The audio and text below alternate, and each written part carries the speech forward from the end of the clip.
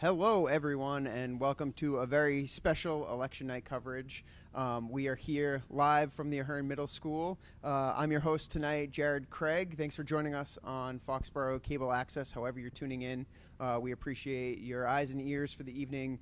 What should be a pretty exciting evening. We've had a lot of national attention on our little town in the past few weeks, for better or for worse. I've got some vote totals to get out to you for the total number of people who have voted so far. We have a count as of an hour ago of at 7 o'clock there were 2,649 votes cast. So that is a 20.56% turnout of registered voters, which is a great turnout. It's about what Bob Cutler had expected. So we still have another hour to add to that. We'll get those numbers to you as soon as we have them.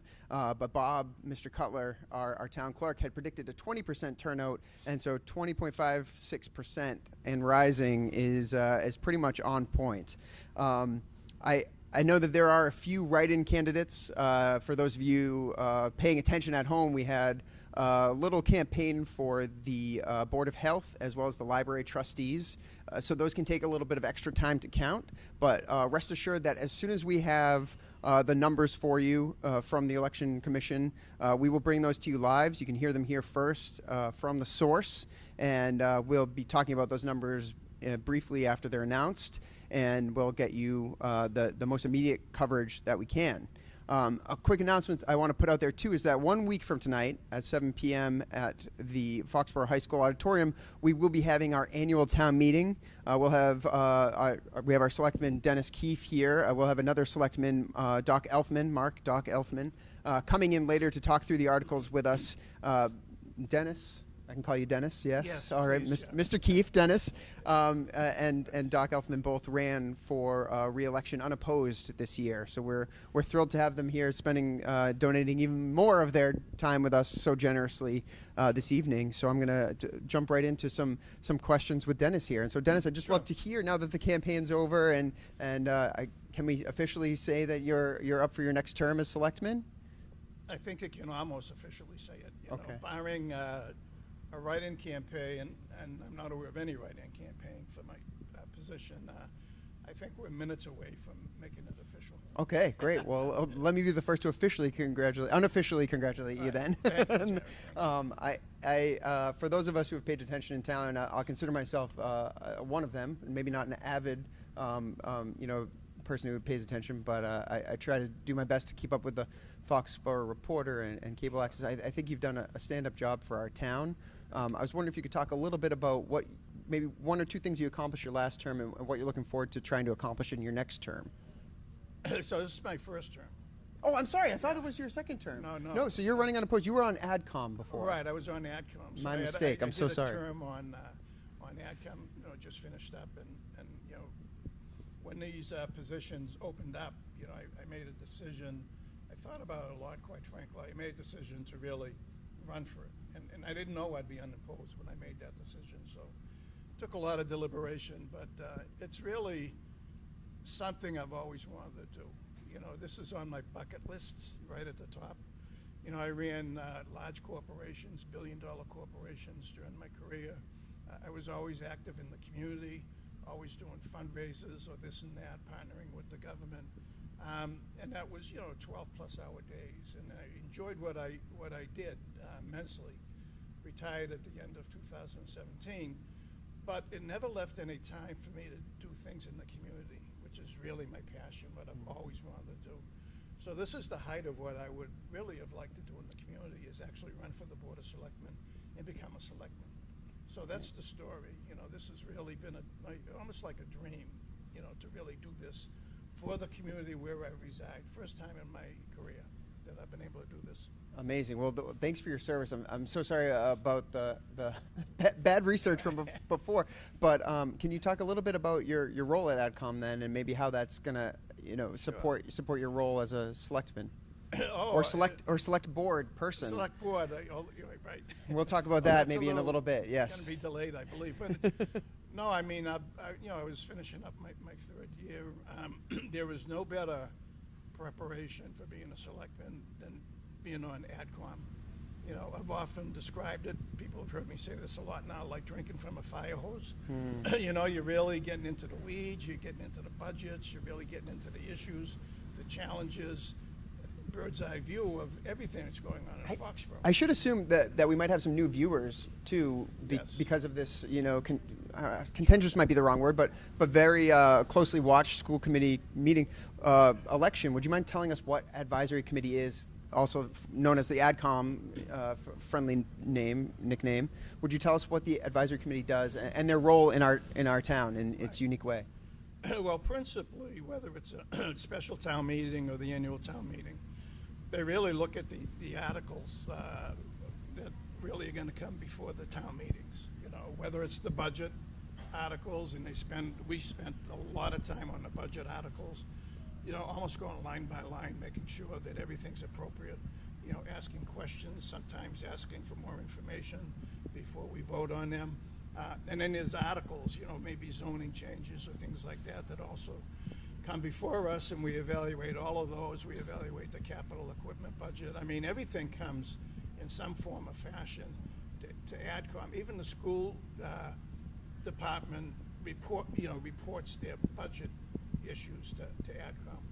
So everyone comes before AdCom at some point in time. And then we make our deliberations and we vote on the various things that come before us. And those recommendations really ultimately go to the Board of Selectmen and, you know, most ultimately to the town meeting for the vote at the annual town meeting, the special town meeting. Right, and within very the thorough process. It seems like it. I know those meetings have just been decided not to be televised. But can you talk to us a little bit about, at the advisory committee meetings, there are subcommittees that you served on? Could you tell us which subcommittees you served on, or? Well, I served on the personnel subcommittee with Mike Johns, who does a great job. Oh, yeah. You know, so assistant town manager, yeah, Mike John. Town manager Mike John. And I think they are now televised again. I'm a fan of having televised meetings. I'm not really skittish about. So are we. That's right. But I'm not skittish about being on the camera. I just try to be myself, and I think you have to be aware that you're in front of an audience. So it's not like you can have a lack of awareness in terms of what might come out of your mouth. But it's not really, to me, intimidating. It's really something that comes more naturally because I'm pretty direct, as you can probably figure out as we're talking here. So. Yeah. No, you're great. So I'll go back to my original question, which is, what do you hope to accomplish as a selectman? What you said that you wanted to give back to your community. What do you see as your charge? Right. Especially running unopposed. I guess you didn't quite have to give concrete examples of what you'd hope to accomplish. Would you mind giving some for us now? Well, I did do around Foxborough with Jury, you know, and I was on the candidates night, and I thought, just on a side note, you did a great job on both of those. So well spoken. And then I put a piece in the Foxborough Reporter, but you know, Foxborough, like a lot of communities, is going to have a lot of challenges going forward. And you know, I have a very strong background in public health, I was Commissioner of Public Health for the city of Cambridge for 11 years. So I know public health, and I've been dealing with the virus. I do consulting for colleges in terms of their COVID readiness, COVID preparation. And I thought that that's one impact in the town where my experience and expertise could be helpful. You know, especially as we're still dealing with this new surge of COVID. Yeah. It's a slower build, but it's coming back. It's not as serious in terms of the amount of illness, but people are still getting it. We are learning to live with the virus, but it's not over. So I thought on a town-wide basis, my background going forward would be helpful, and probably is looking like it might be more helpful than I thought. Yeah, we appreciate it. But again, I mean, it's going to be big challenges. Inflation is going to be a huge challenge. It always puts pressure on wages, puts pressure on town budgets, puts pressure on tax rates. Inflation can really be very, very challenging. So that's another area where I know I can make an impact because I know budgets inside and out, and I know the things you need to do in this kind of environment. So I think that's just a couple of areas. Yeah. Okay, and so as a selectman, how do you counteract inflation? Is there something you can do? You can tell us. Do you raise taxes? Well, Do you lower taxes? Do you? No, I think it really goes back to the budget and really looking at every expenditure that's being made. I know we've been doing line item budgeting, but we might need to think about a process called zero-based budgeting, where you're really going back to zero in every line item and having people justify, Why'd you ask for this much and tell us what you're going to do why with do you it? need it at all? Yeah. So there are different budgeting techniques, I think, that will have to be looked at. I know you're trying to move on here. No. I have Take your time. extensive experience in collective bargaining and labor relations and things of that nature. You have to have good labor relations. It has to be a really good labor peace. All of those are real positives in Foxborough going forward. I think all of the contracts were agreed to. All contracts, I think there are 9, were agreed to. So there's 3 years of labor peace. So, it's a kind of time where the union and management needs to come together. They need to kind of step back and step up and say, okay, how can we meet these challenges together? How can we work together, to make sure, as we look forward, that we are able to offer the same really superb services that Foxborough offers. So that's where I have a lot of experience. Fair to say that you're fiscally responsible but not anti-spending? That's sort of the vibe I'm getting from you. Is that?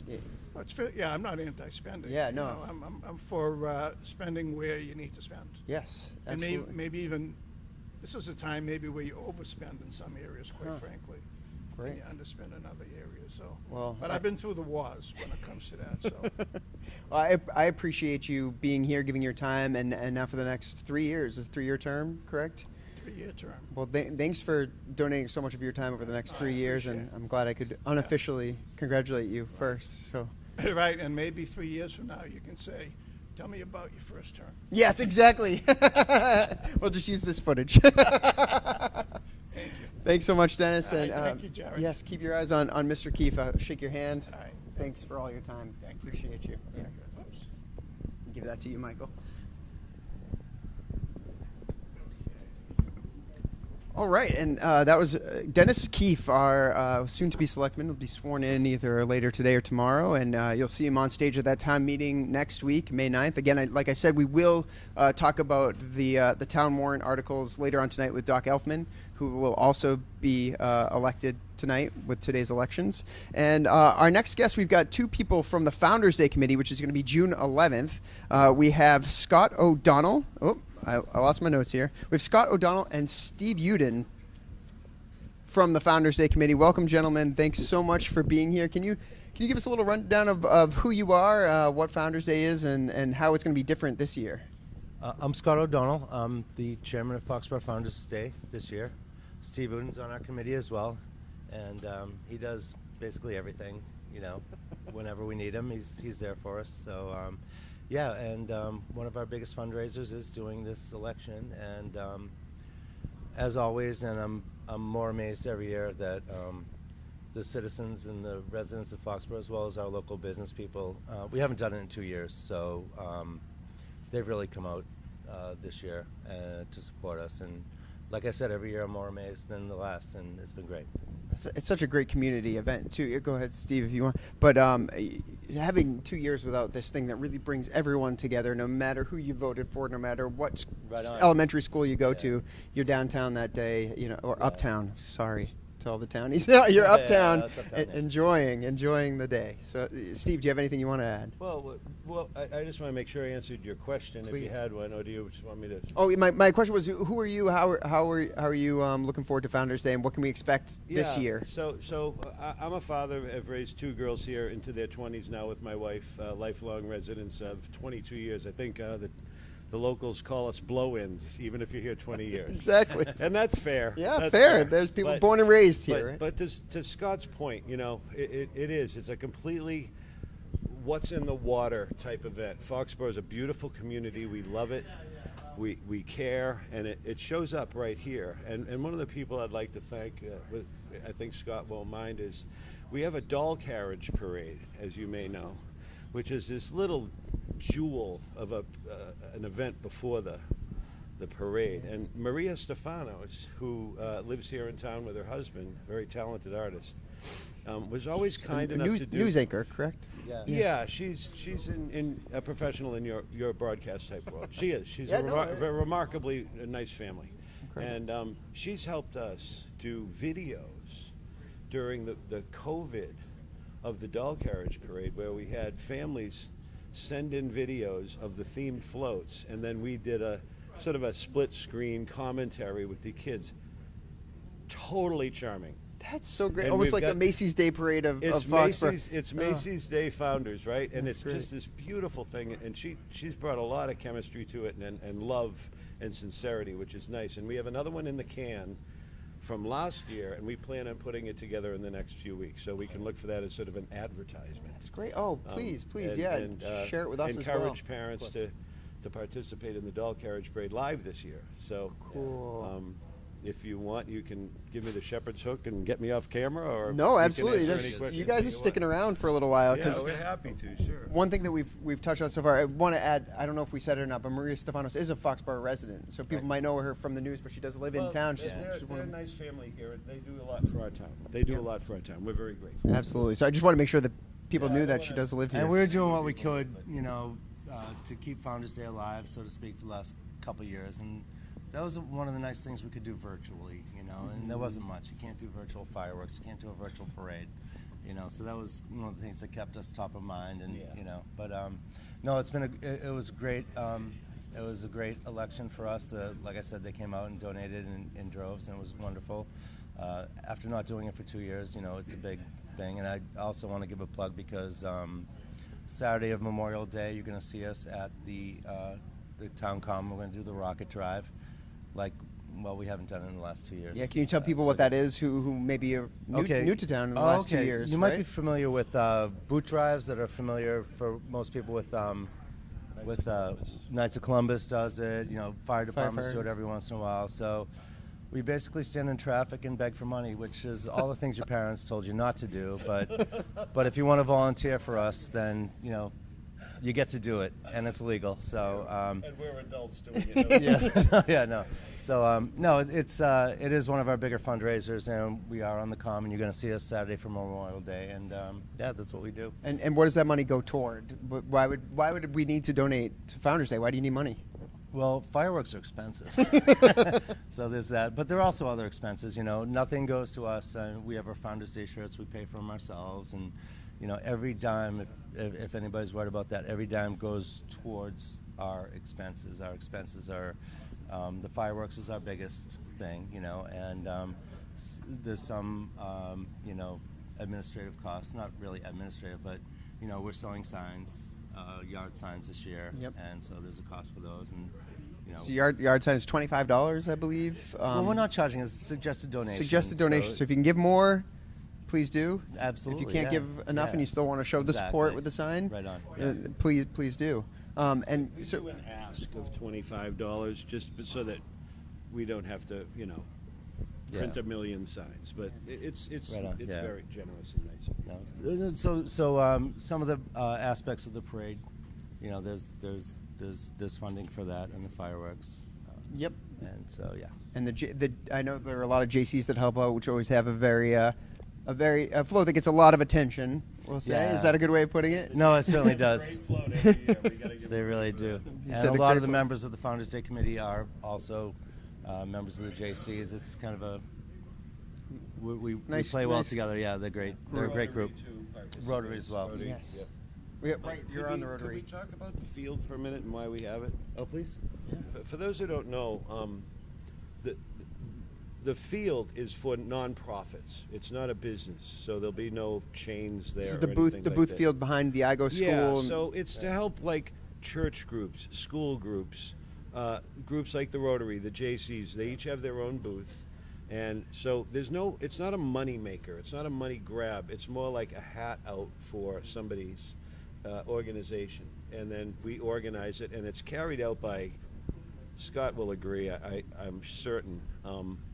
By an astonishing group of volunteers. And if I can look in the camera and beg, we need and always want more volunteers, right? I mean, it helps us carry this out, and we call it a gift to the town. That's what we're doing. We're not trying to get praised for it. Right. It's a gift of our We're time. a small group, and it's a lot of heavy lifting. And yeah, like Steve said, one of the reasons why we're here, the parade is fun and it's a blast. Everybody looks forward to the fireworks. Oh, yeah.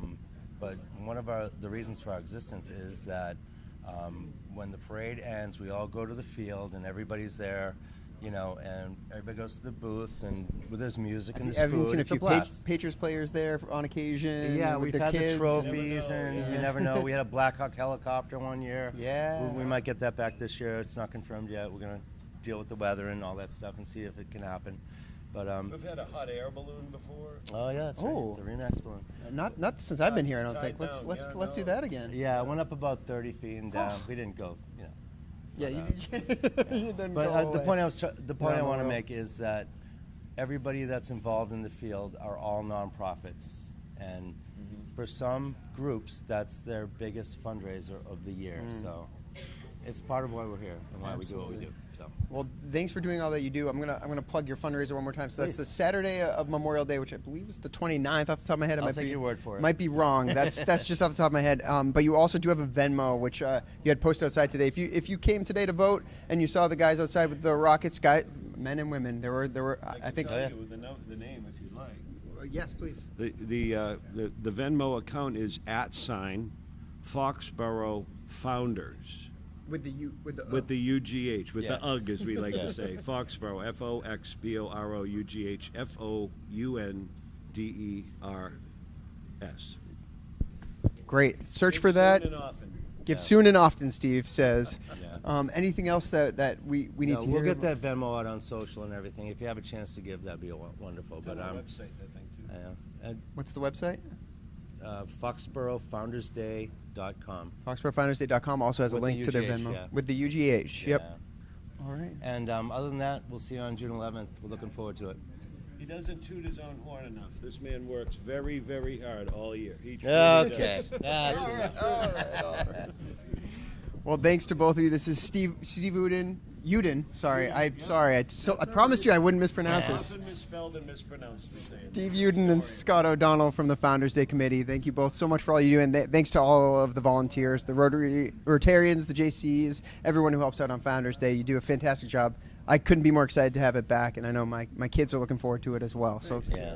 thank you. Thanks, brother. Good man. Thanks for all the Thanks work you very do. much. Thanks for being here. I can grab that from you if you want. Yeah, don't get this down. Got to juggle. Can we leave? You're all set. Thanks so much. Okay. As promised, I have our total voter turnout. Hope that didn't make any noise for you there.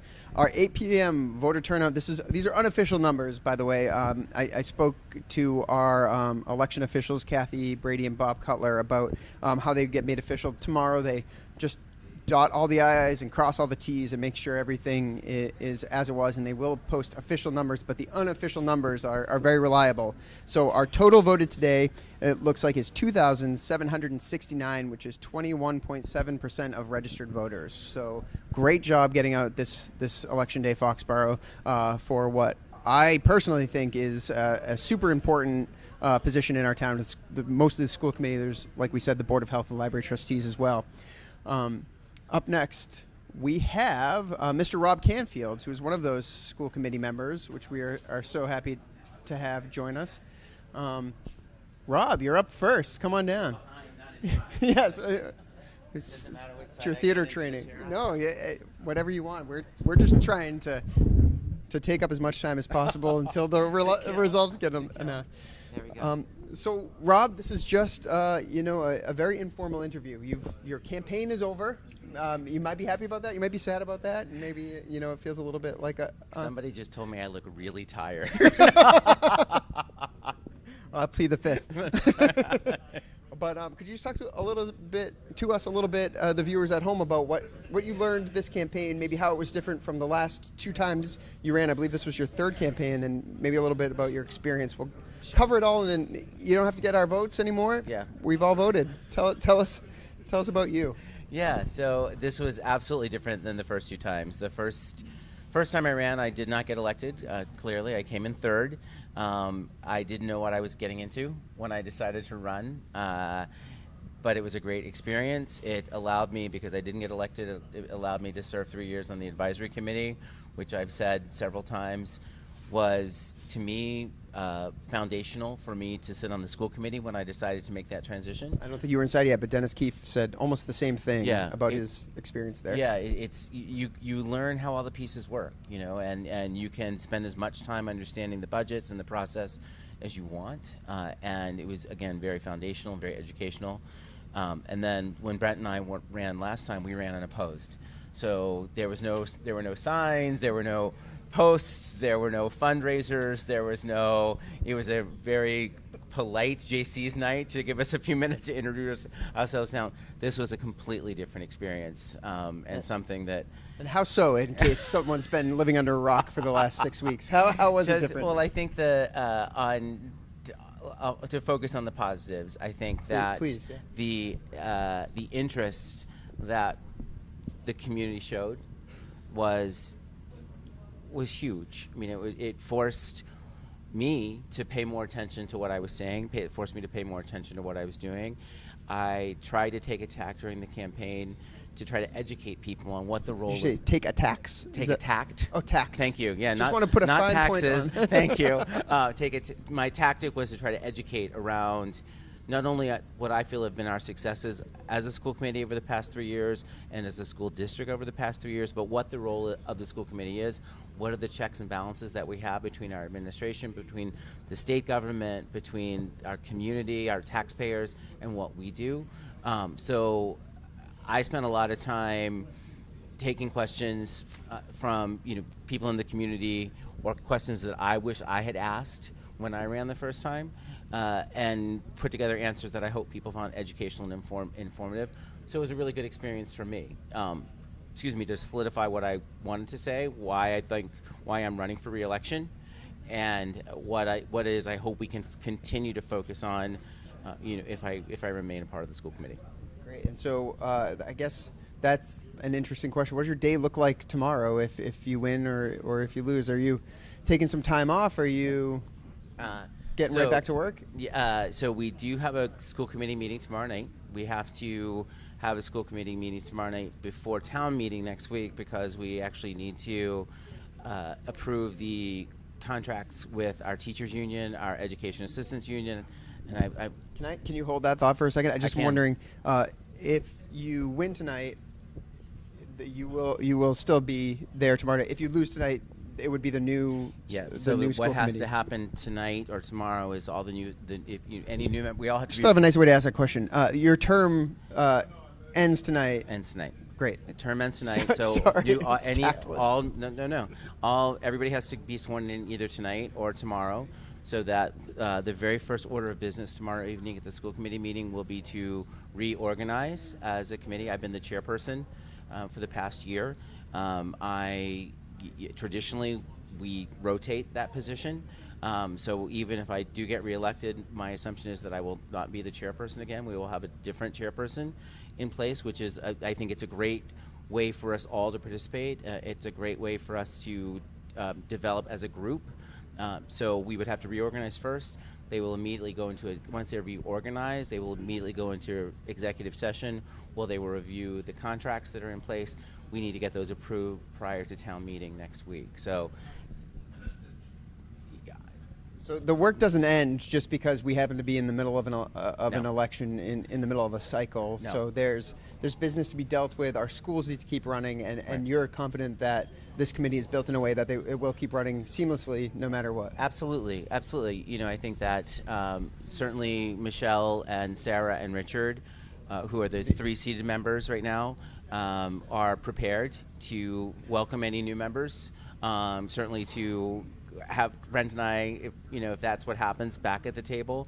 But the work starts. Again, budgets have to get approved by the town next week, and then we have to start all the preparations for end of year and start looking into the next school year. As you know, because you're working on this committee, we are just started the process to replace Kate Campbell Mr. Campbell at the IGO. At the Yeah. IGO. Yep. So we have 3 new building heads starting next year. That's not breaking news. She sent out an email. Yeah, that's not breaking news anymore. So we'll have 3 new building heads next year. Ideally, we're able to hire a permanent principal for the IGO by July 1st. And we also The have 3 building heads are Borough, IGO, and the high school. Thank you. And then we also have a new assistant superintendent who we just met at our last meeting. So we have 4 really kind of leaders in our district that are all starting July 1st. So all the work is going to have to go into, what do we need to do as a committee to support the administration in getting those leaders onboarded, and what do we need to bring them in alignment with the strategic vision that we voted on last summer. And how you've been on the board for 3 years, and I know we've had at least 1 new principal in that time. How has that process been in the past for you and your committee? Well, we had Corey Michael Lazik, who is our director of student services, was somebody that has joined the administration right during COVID, and then Kate also came in, and I think. Again, the community is so supportive, the school community is so supportive, the educators are so supportive of each other. The process to hire those people, to me, is a very collaborative and very focused. So by the time somebody gets to the point where they're being presented as the choice to the school committee, we don't approve them. We will, we did approve Corey, of course, and we would approve Dr. Burdos. But those people, I think, are so familiar with what Foxborough as a school district is like, what's important, what our values are for the community, what our plan is for the community, and what they need to do to be a part of that and to build on that, and whatever their functional domain is. I think that's the first step in the onboarding. The second piece is we've got an incredible team in the administration office. We've got an incredible team in each of the buildings that are ready to welcome new ideas, new thoughts. We're looking for people that want to honor the stuff that works really, really well, and that's the people that are attracted to Foxborough. Yeah, absolutely. I'm attracted to Foxborough for those reasons as well. I think you named all the different parts of the community. I think right. that it means a lot to me. I think it means a lot to the people who are watching, too, who are part of this community. And I hope these numbers today, I don't know if you heard me announce the numbers, but just record high turnout for, It's like 2,400 people actually, about 2 hours ago. 2,769, yeah, which is great. So over 21%, That's almost awesome. 22%. That is so, I've said it repeatedly. What I hope comes out of this is that people's interest in the schools doesn't end after today, because regardless of the outcome, if people stay this engaged and keep paying this much attention to the schools, then the schools win, and the students win, and the community wins. So I'm thrilled that they have this much interest. I'm thrilled that people are really concerned or focused on what's happening in our schools, and I just hope that they stay that way. And that's as simple sometimes as going to a concert. We had a wonderful Pops concert at the high school yesterday. You know, we've got an upcoming production, I think, from the Borough Elementary School. I might have the wrong elementary school. I think Ahern is doing Matilda yes, soon. Ahern, Yes. Matilda, Yep. sorry. I saw the sign, so we've got Matilda coming up. Go to a sporting event. Go to a track meet. Go to a lacrosse game. It can be that simple, right? It doesn't have to be super involvement, but be involved. Take it, you know, come see what these kids are doing, what the educators are doing with them. Go to one of the art shows. I think there's an art show coming up at the high school. Yeah. Do something to stay involved and stay interested, because then everybody wins. I know as a parent, like, I've just been itching to be able to get back in the schools and volunteer, because it's been 2 years in a couple weeks since we've been able to actually physically get in the buildings, and you know, I think that piece, for at least for me, as I like to think of myself as an active, involved parent, has been missing. Right. So one question I have for you, I hope it's a harder hitting question, is I spent quite a bit of time outside today, and people seem to think that this was going to be a close election. So assuming that that's true, if you were to get reelected, you would presumably have close to 50% of the people who didn't vote for you. How do you reach out to those people? How do you let them know that you've still got their children's best interests in mind, even if you didn't vote, even if they didn't vote for you? Right. Well, I hope my message all along has not been about, you know, my vote versus somebody else's vote. It's been about making sure that our kids are successful in school, right? Making sure that our educators have the resources that they need to help get the outcomes that we want for our students, right? And that we have the responsibility to our taxpayers, of course.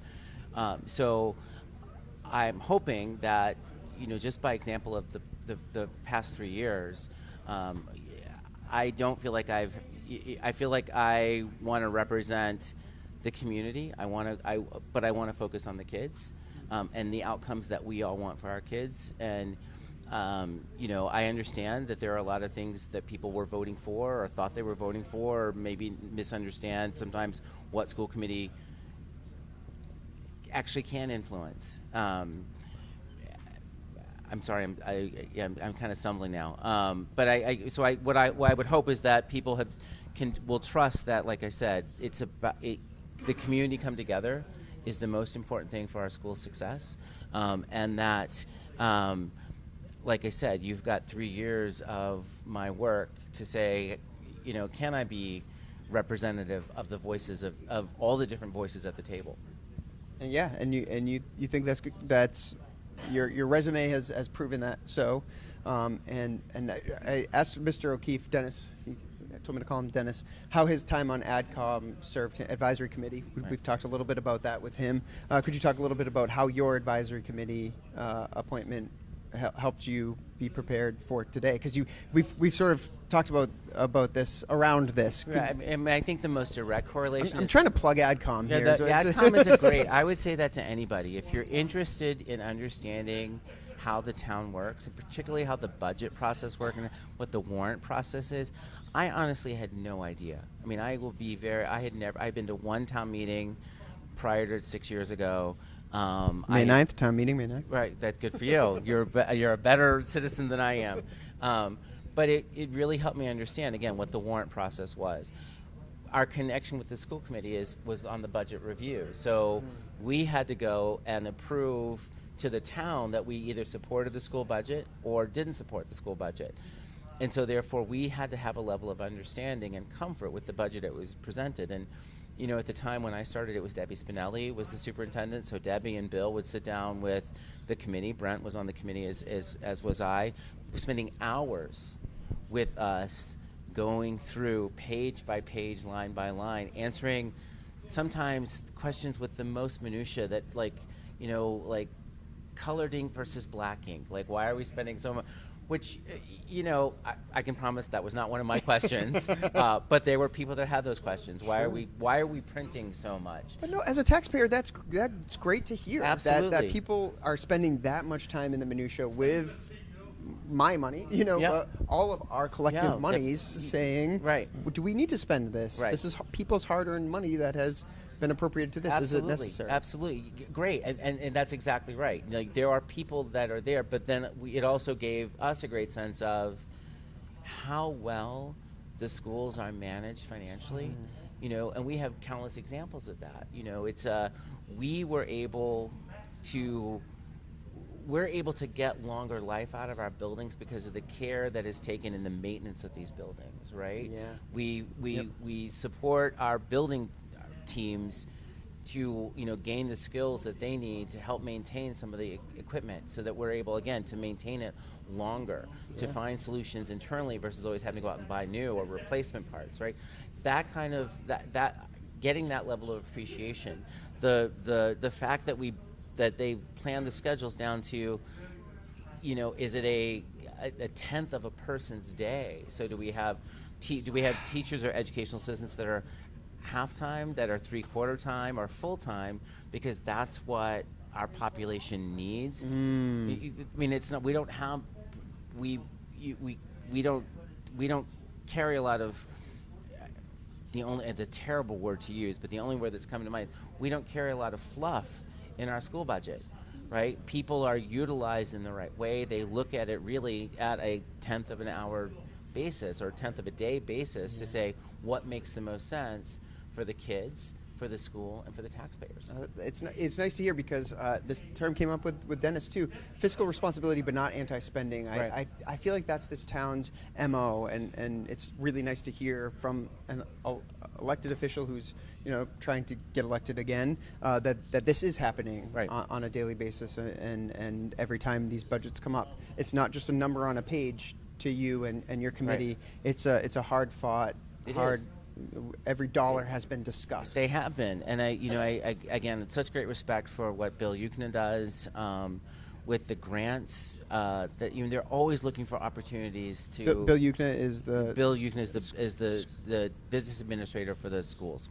Thank you for. I just assumed everybody. No, knows yeah, his name. I'm trying to Absolutely have right. the mind of someone You're who knows nothing. I spoke with Bill Ukna last week, and I mean, he's a it's great just guy.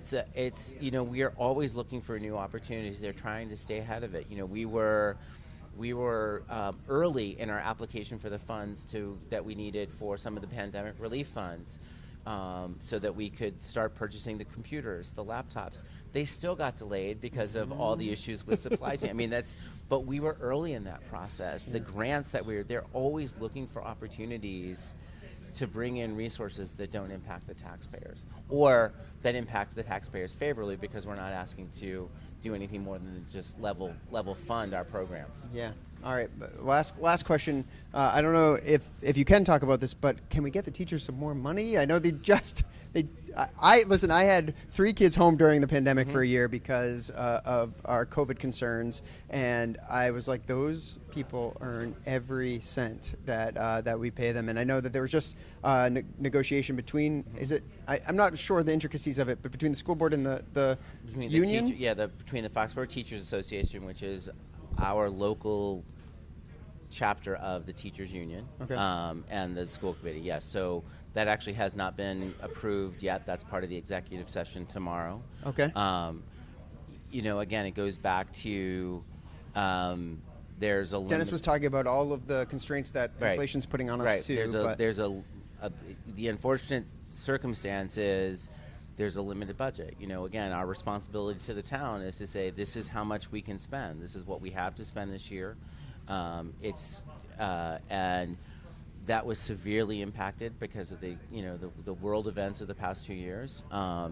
And so the negotiations in a different time, we would have been at a different place. I'm hoping that we were able to come to an agreeable place. You know, I think that there were concessions on both sides, which is how negotiations sometimes go. I hope that everybody in this town understands that we have great respect for the work that our teachers do, that our education assistants do.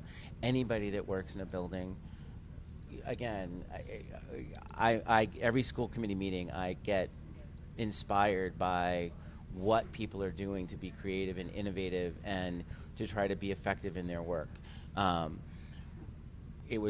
We were in a situation this year where we were severely limited in what we could do simply because the town's budgets were limited, and we were asked to stay within a certain amount. And if we want a level fund, then unfortunately, sometimes hard decisions have to get made. And knock on wood, in 3 years, when the contract negotiations come back up for the teachers and for the educational assistants, we'll be in a different situation. You planned this term purposefully so that you could, I can you promise could be you. on the negotiation. Don't have to be in the negotiations. Huh? Yeah, no. So I mean, hopefully we're in a different situation in 3 years, and we can, we can do things that are right for the town and the taxpayers, of course, but also have a little bit more direct impact for our teachers. Great. And our educators in general. So I need to.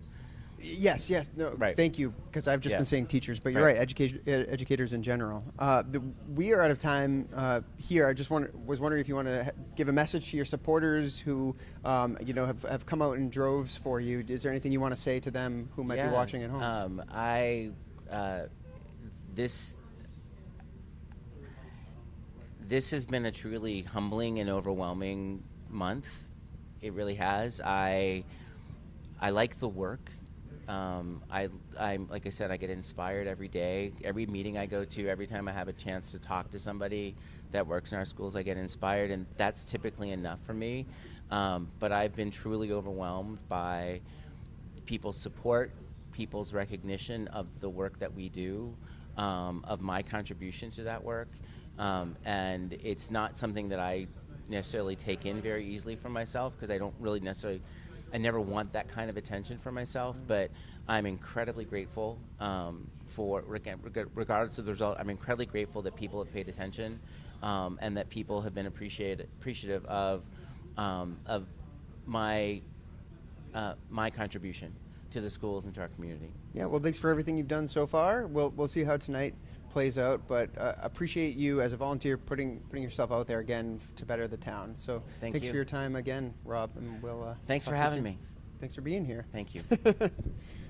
That was Rob Canfield, one of the 4 school committee candidates. And Rob, you can just leave the mic on the chair if you want and make your way. I'm going to drop it. Walk away.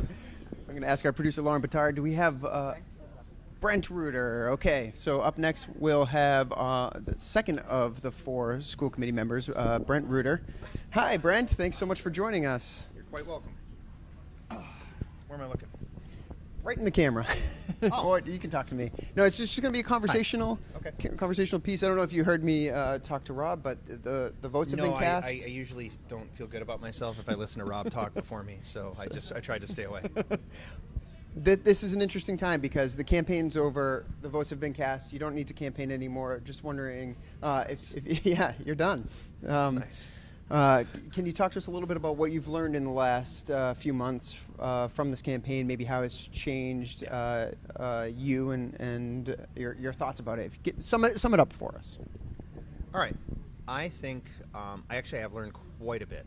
I always learn quite a bit. I'm curious as a human being, but the unexpected learnings that I think I've come across through this whole process, and it started months and months ago, is something that came up in some of the forums, and people may have read it in my online answers to things, is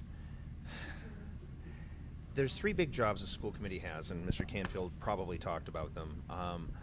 And evaluation of the superintendent, strategic goals, fiduciary responsibility to the town, maintaining the budget, and then all the policies that impact everybody in the district. Not building by building necessarily, but the whole district. Beyond that, though, there's I think that the whole school committee has come away with an appreciation from this year, is the role of public outreach. School committee meetings are an interesting, by law, by statute, school committee meetings are not an open forum. They're not a place for debate apart from among the school committee. Open forum meaning it's with not the public. It's not there's an agenda. Yeah, there's an agenda. All watch it on television. Yeah, and it's part of the democratic process where you post the agenda on ahead of time. It's public, and you do not stray from that agenda because you want to give the public ample time to participate in the process by seeing what's on the agenda. So we can't just entertain a new topic and be like, yeah, let's vote this.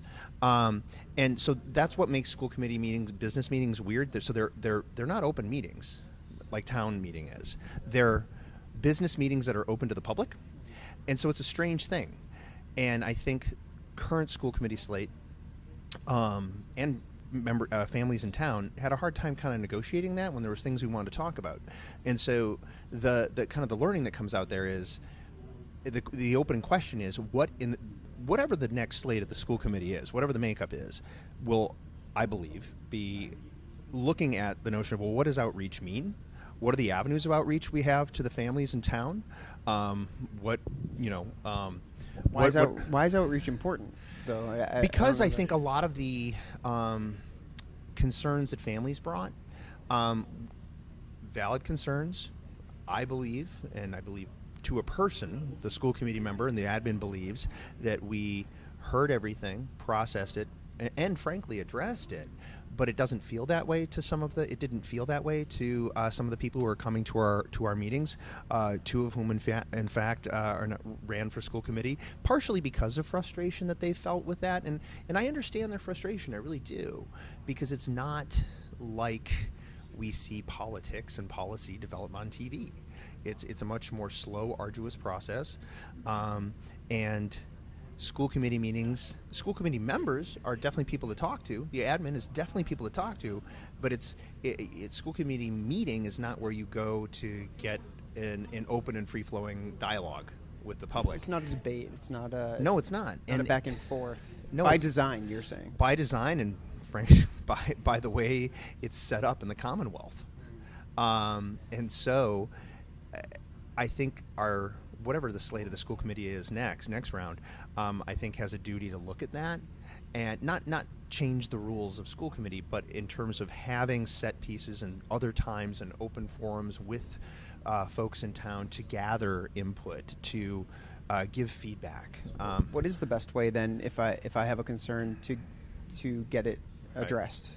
I'll say how it has worked in this last 3 years, at least for my part, is when folks in town, and I'll speak personally, I'm not going to speak for the other 4 members of the committee, but for my part, when folks have had a concern and they approach me via email, phone, whatever, outreach, oftentimes in person, I will give them my take, making sure that they understand that it's only 20%.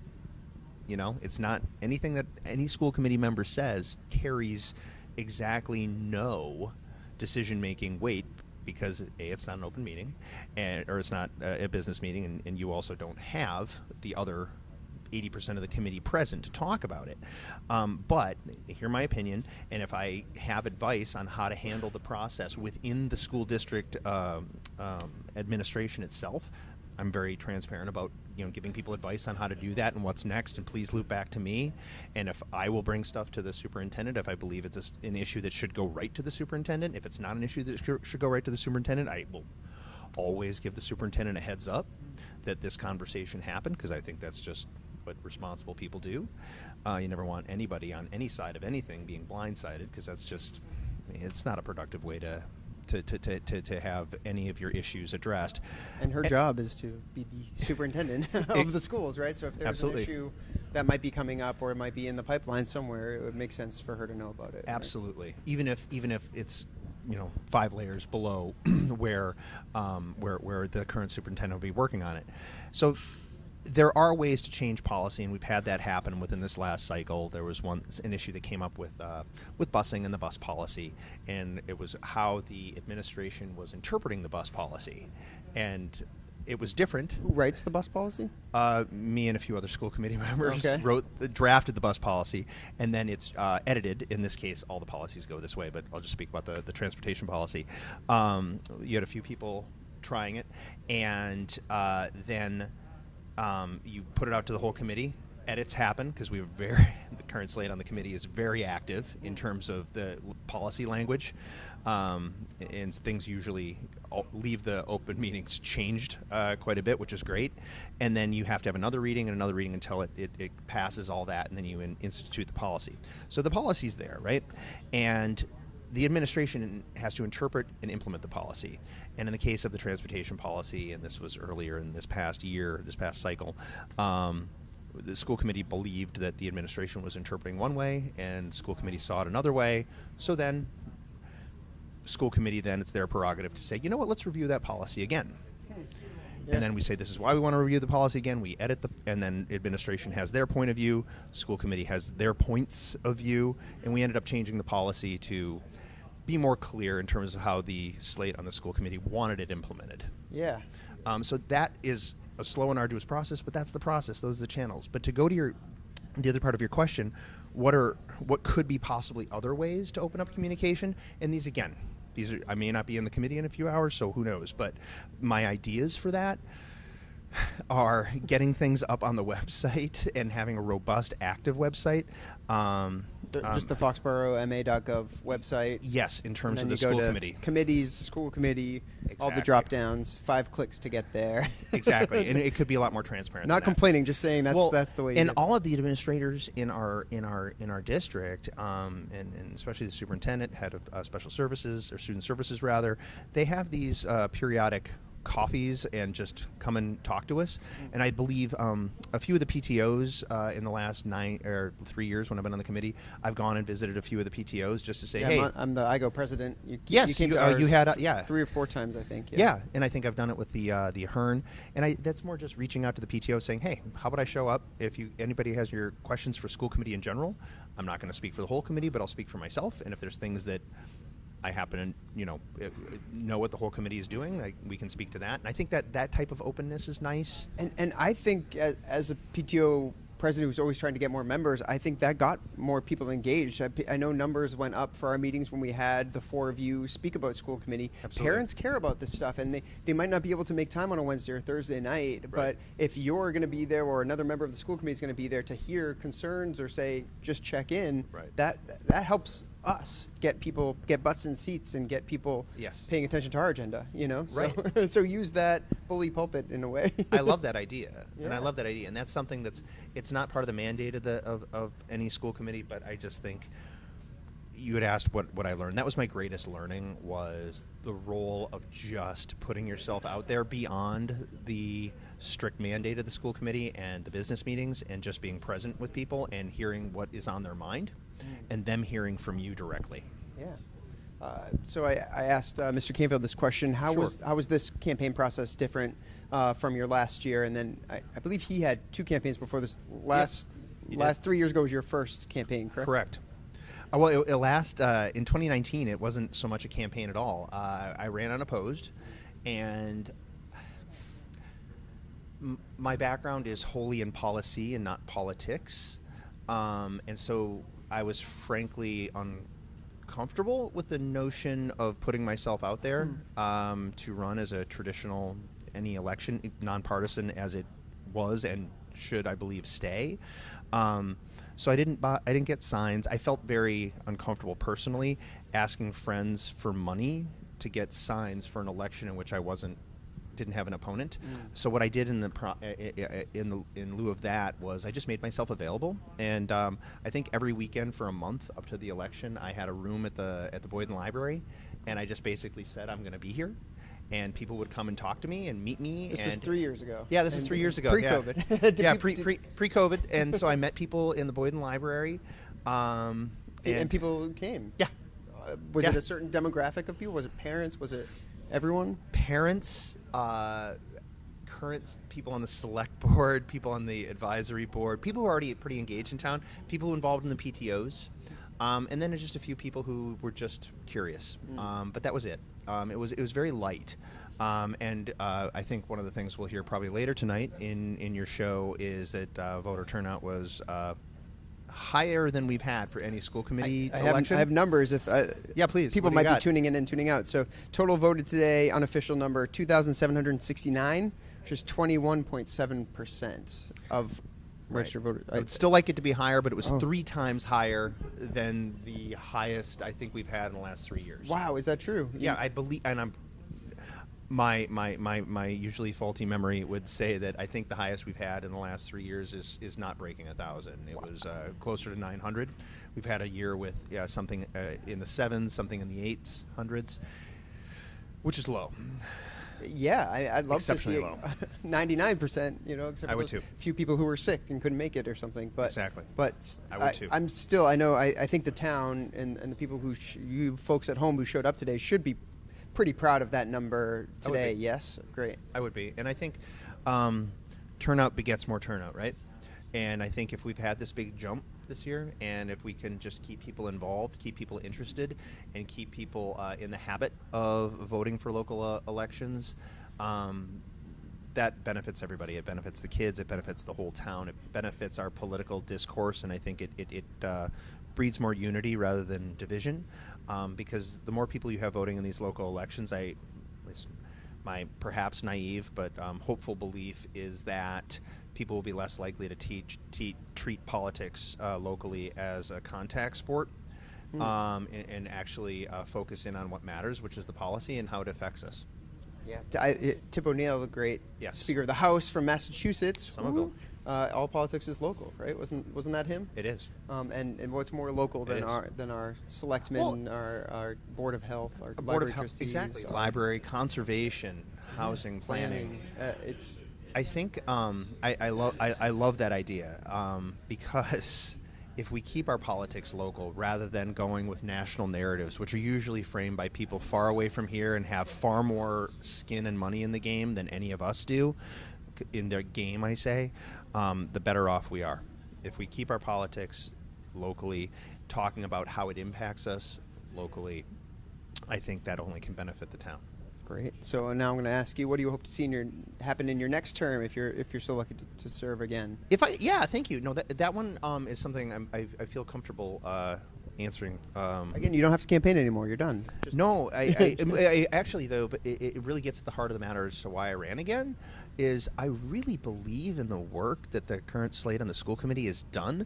Rob and I are obviously distinct people with distinct policy positions and very distinct styles, but he working with him on the committee in the 3 years prior on AdCom, and with also current committee member Michelle Raymond, and current committee member Rich Peterson and Sarah Ladani, has been incredibly enlightening professional experience in that we all, I think, as a team, along with the current administration, really have worked to add more teeth, more specifics, more forward-looking goals into the strategic plan.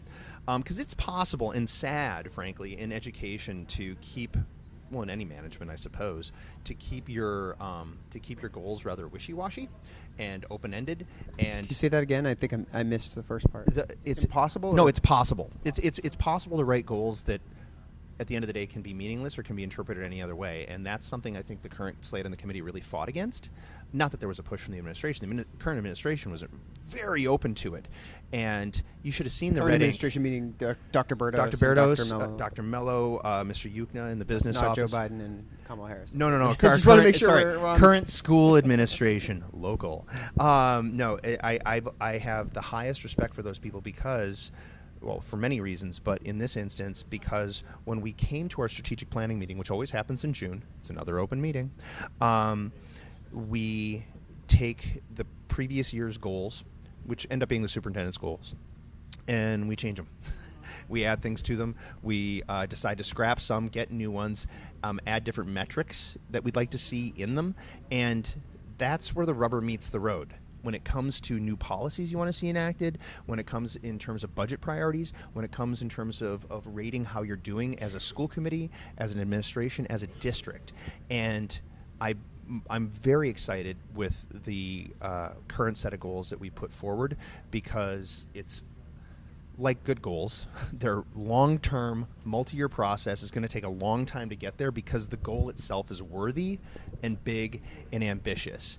And there was no defensiveness from the current school administration when we were wanting to add a lot of this stuff to the strategic goals. And so I'm very excited to carry that forward. One. Could you give us an example of one of those goals? Yeah, absolutely. A lot of schools for a decade prior had it in their strategic plans to work towards making their students global citizens. I mean, that's a good notion.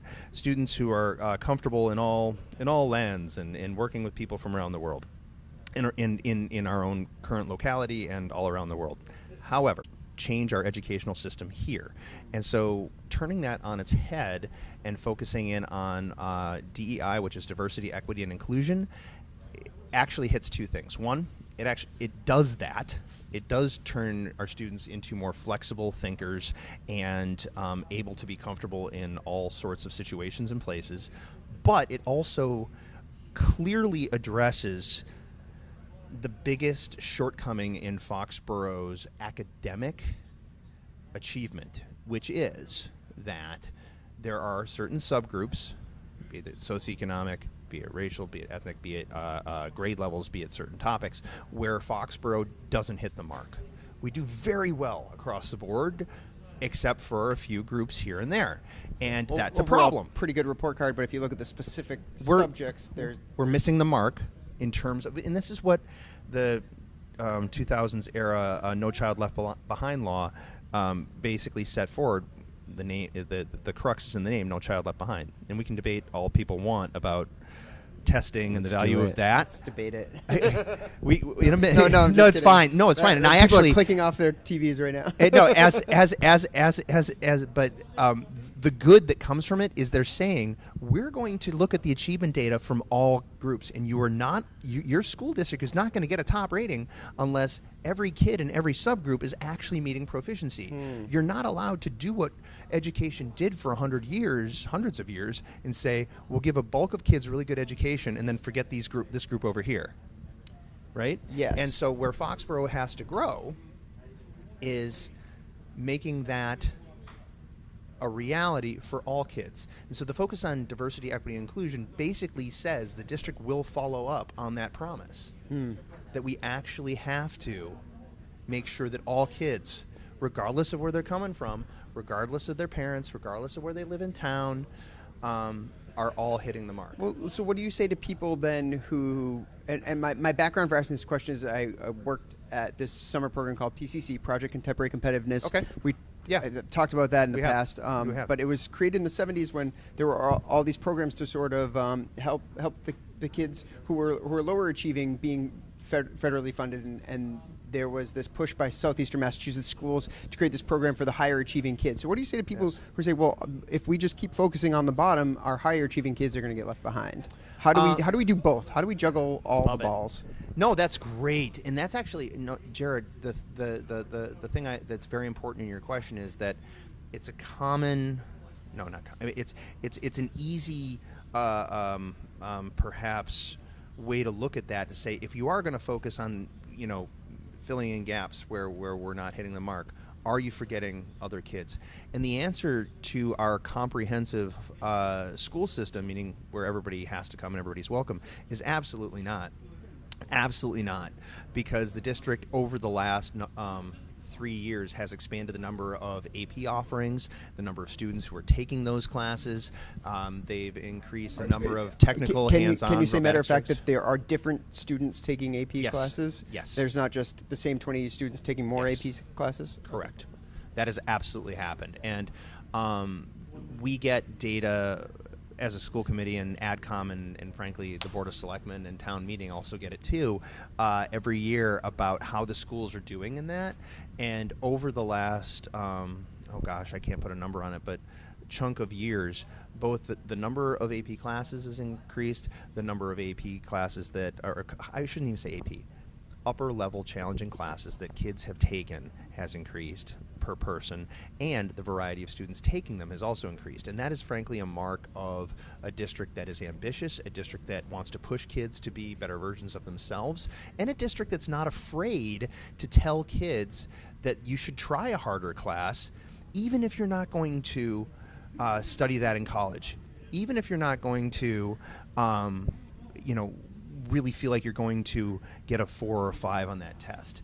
And I like that. I like that a lot, because it's all about the striving and not so much about the number at the end of the test. And I love that as a teacher. I love it as a parent. Yeah. I took an AP class and did not get a 4 or 5, but it was probably still the best literature class I ever took, and loved my teacher Doug Haskell to death. He was one of the best teachers I ever had, and so it's like even just taking the class is an accomplishment. I agree. I agree. And what they find, to your point, Jared. What the data says is that kids who expose themselves to more challenging curriculum end up changing the arc of their life course. And regardless of what they get on the test, regardless of the grade they get in class, if you're exposed to harder things, I mean, the military has known this for years, well, eons, is that if you go through these challenging experiences and really test your mettle, whether that's physically, intellectually, emotionally, whatever, you end up a better, stronger person for it. It's the whole, it's no pain, no gain, all over. Malcolm Gladwell, I think it is, calls it the OK plateau, where Yes. like we think that this is good, and until someone breaks through that, and it's like, well, now we know we can do better. And Exactly. We've got a sub 4 minute mile, right, or sub 5 minute mile. I think. Right, and as soon as you break that plateau, you see more people following. Yeah, in And a matter it's- of weeks. No, Yeah. and that's true within large groups of people, but it's also true within ourselves, right? Yeah. So if you break your own plateau, you know, it's the Dr. Seuss, the places you'll go, all over again, Yeah, right? Absolutely. Brent, this is just about all the time that we have, but I Okay. wonder if you want to just look in the camera, thank all of your supporters. If you have a message for them, you know, win, lose, or draw, Yes. I think they came out for all 4 of you guys in droves today. So do you have a message for them? I do. I just want to say thank you to everybody who was involved. I'll say first with all candidates, because involvement is key. I'm big on civic engagement. It's why I do this.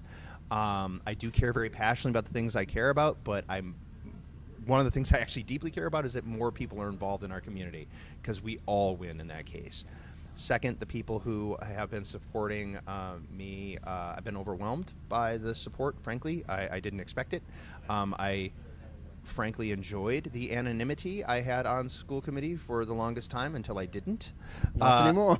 Not anymore. And so I thank everybody who was patient with me as I learned how to campaign, because it's certainly been an education. And I'm just so grateful that people cared enough to bring themselves, their spouses, their kids, their parents out just to, I guess, kind of vote with their feet in the sense of where they put their time. And that was really, really pleasantly surprising and heartening.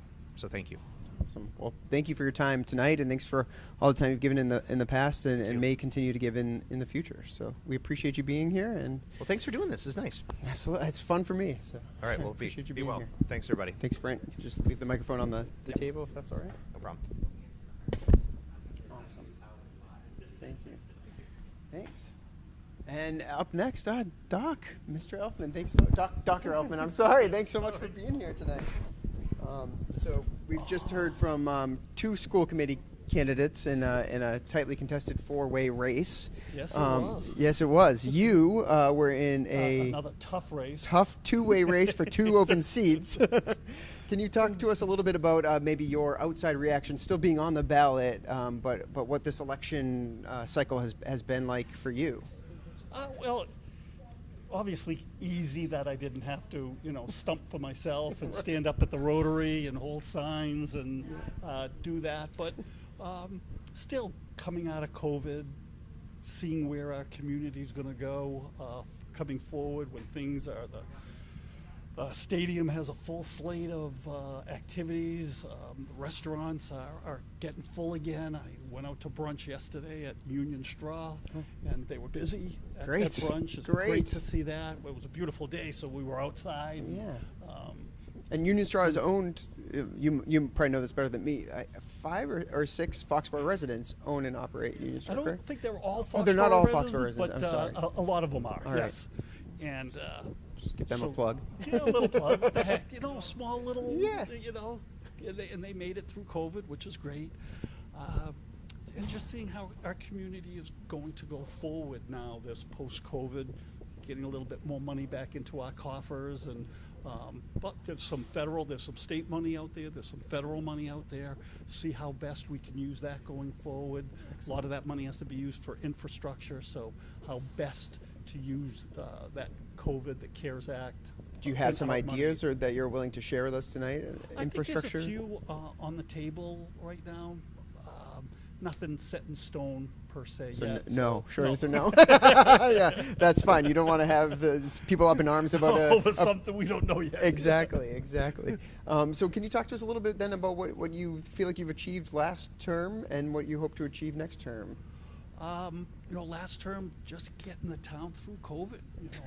No small feat. task. Yeah, that's huge. Being a part of that committee, being chair of the committee during those 2 years of COVID, and I think the town came through stunningly. We have a great leadership in our community, from Bill and all his department heads. Great leadership over in the school side. I think the schools did a great job in a very tough, very difficult situation. And as tough as it was for us, on the town side, the schools had some big boy decisions, big girl decisions they had to make, and I think they did a great job. I think our leadership really above and beyond. I totally agree. I met with Mr. Keegan pretty early on in the pandemic for around Foxborough. Actually, we did a special live show with him, and just I felt taken care of in a way. I did. I just was like, he's got a handle on this. He's going to make sure that our town, comes out on the other side of this. And I feel like the decisions that we, I say we, but probably you and your committee, the select board, we can talk about that in a few minutes, have made in the past several years, set us up okay for this. Been hearing about the rainy day fund that rainy day sure came, didn't it? It came. We withstood that punch. We, if you could use an old boxing term, the Muhammad Ali came at us, and we came out okay at the other like side. A bee, didn't he? Yeah. So, COVID did that to us, but we had the funds to continue on. We didn't have to lay anybody off. Is that true? No one got laid off? So far as I remember, no one got laid off. We were able to keep all our important, police, fire, DPW. The roads were cleared. Fire did what they had to do. Police did what they had to do. So we were very lucky that we were able to keep well staffed throughout the whole thing. Yeah, that's amazing. And even with a few of the people coming down with COVID. Yes, yeah, of course, that's going to happen. And our fire department, the leadership there helping us through. They came aboard. When we have a deputy chief that's as knowledgeable on public health as we have with Deputy Chief Kenvin, that's phenomenal. We had an ace in the hole. Yeah, I was fortunate enough to meet him on that same interview with Bill Keegan, and isn't he phenomenal? Phenomenal, yeah. I mean, it's amazing to me when we get these either town officials or hired administrators that just know so much and are bringing that wealth to our town. It's quite a humbling experience, in my opinion. That to have someone with as much knowledge as Bill has, in his 40 years of public service, and to have him, in our community during this crisis was very reassuring. You felt during our selectmen meetings, we were assured we're doing the right things. That's so nice to hear, and it instills confidence in a town that I'm relatively new to. I haven't hit a decade yet. I'm coming up on 9 years. Close though. Yeah, close. You've made a little impact. Yeah, exactly. But I can't call myself a townie. I would get strung up in the common. But and that is true. I've been here 33 years. I'm not a townie. My closest is that I married a townie. That's great. It. But no. one thing I'd be remiss if I didn't ask you about, because you live on Main Street, right uptown off the Common, that we've been talking a lot, at least I'm on the Cultural Council, and we are looking for, this revitalization of uptown. We've got the Marilyn Rodman Performing Arts Center is alive. You mentioned Union Straw. We've got Shoveltown coming in. Are there any more future projects that we just changed the traffic pattern? You probably can list 20 other things, impactful things, but I don't know about 20, but there's that downtown committee that gets together that really does a downtown business collaborative. Is that? Collaborative, yeah, exactly, and they're doing a great job. I mean, we can't forget about the the barbershop, George's barbershop. Yeah. I mean, they did a beautiful job Gunther renovating Tootie's, that. Cindy's Jewelry. The baker shop that hopefully is going to open soon. The smoothie shop I went into the first time, Foxborough Nutrition, a few weeks ago. Yeah, it is feeling like this. I don't know if you've used the term, but I've heard the term revitalization. Is coming. And now one of the early conversation is that back parking lot. How can we neaten that up a little bit? Behind Gunther Tootie's. Correct. So that came up in conversation. We're going to start looking into making that a little bit neater.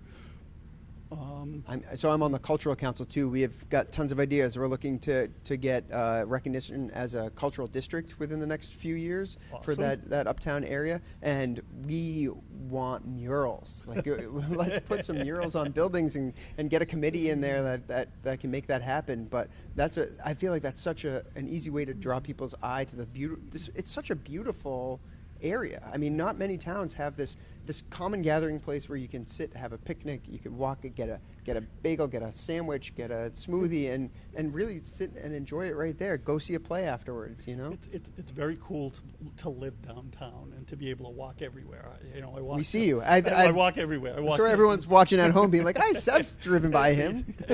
Walk everywhere, whether it's to get a sandwich at Gunther's or absolutely.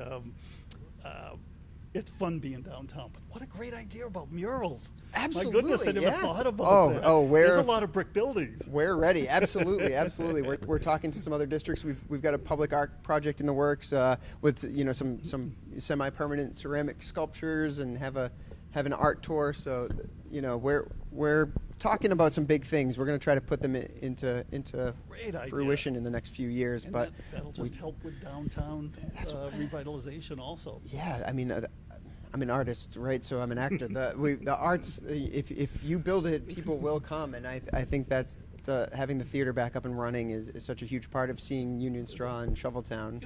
You can't. For those of us that have lived in town for a good chunk of time, my 33 years, not my whole life, but to see so much going on at the Rodman Center is incredible. A little certainly dipped during COVID, but right back up again now. And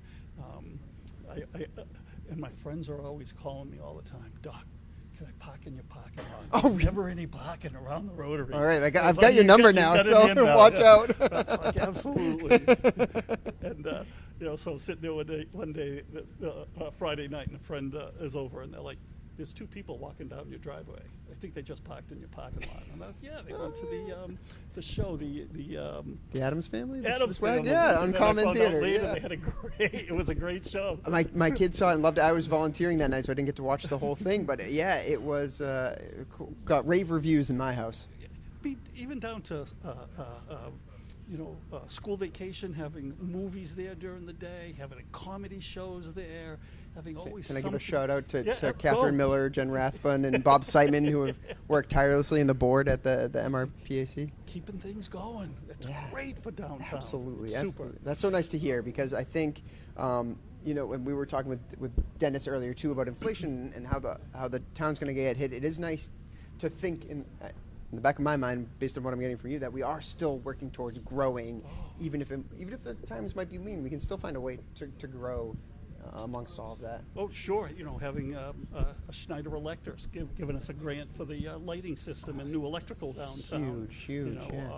To get ready for our concerts on the Common that we have every year, and the farmers market. And is it Public Works that maintains the grounds there? I know it's a little bumpy, it's a little bumpy. I have not heard. Last time I walked through there, I saw it too, and we got to talk about when that's going to be leveled out. Okay, great. Before concerts on the Common, maybe? I hope so. It's going to be my subject number one under Selectmen's Update. Next Selectmen your meeting. Platform. All right, great. Nice. You heard it here first. We got to get that leveled out. Yeah. There's some divots and potholes. Especially if we're going to ask people to come out there. The Common, the library always has the teddy bear picnic on the Common, and that's such a great event. So it'd be nice to have it, spruced up and looking great for that. So absolutely, I hope so. And they could be on the blackboard now. I don't know. Yeah, I would be surprised if it wasn't. Okay, great.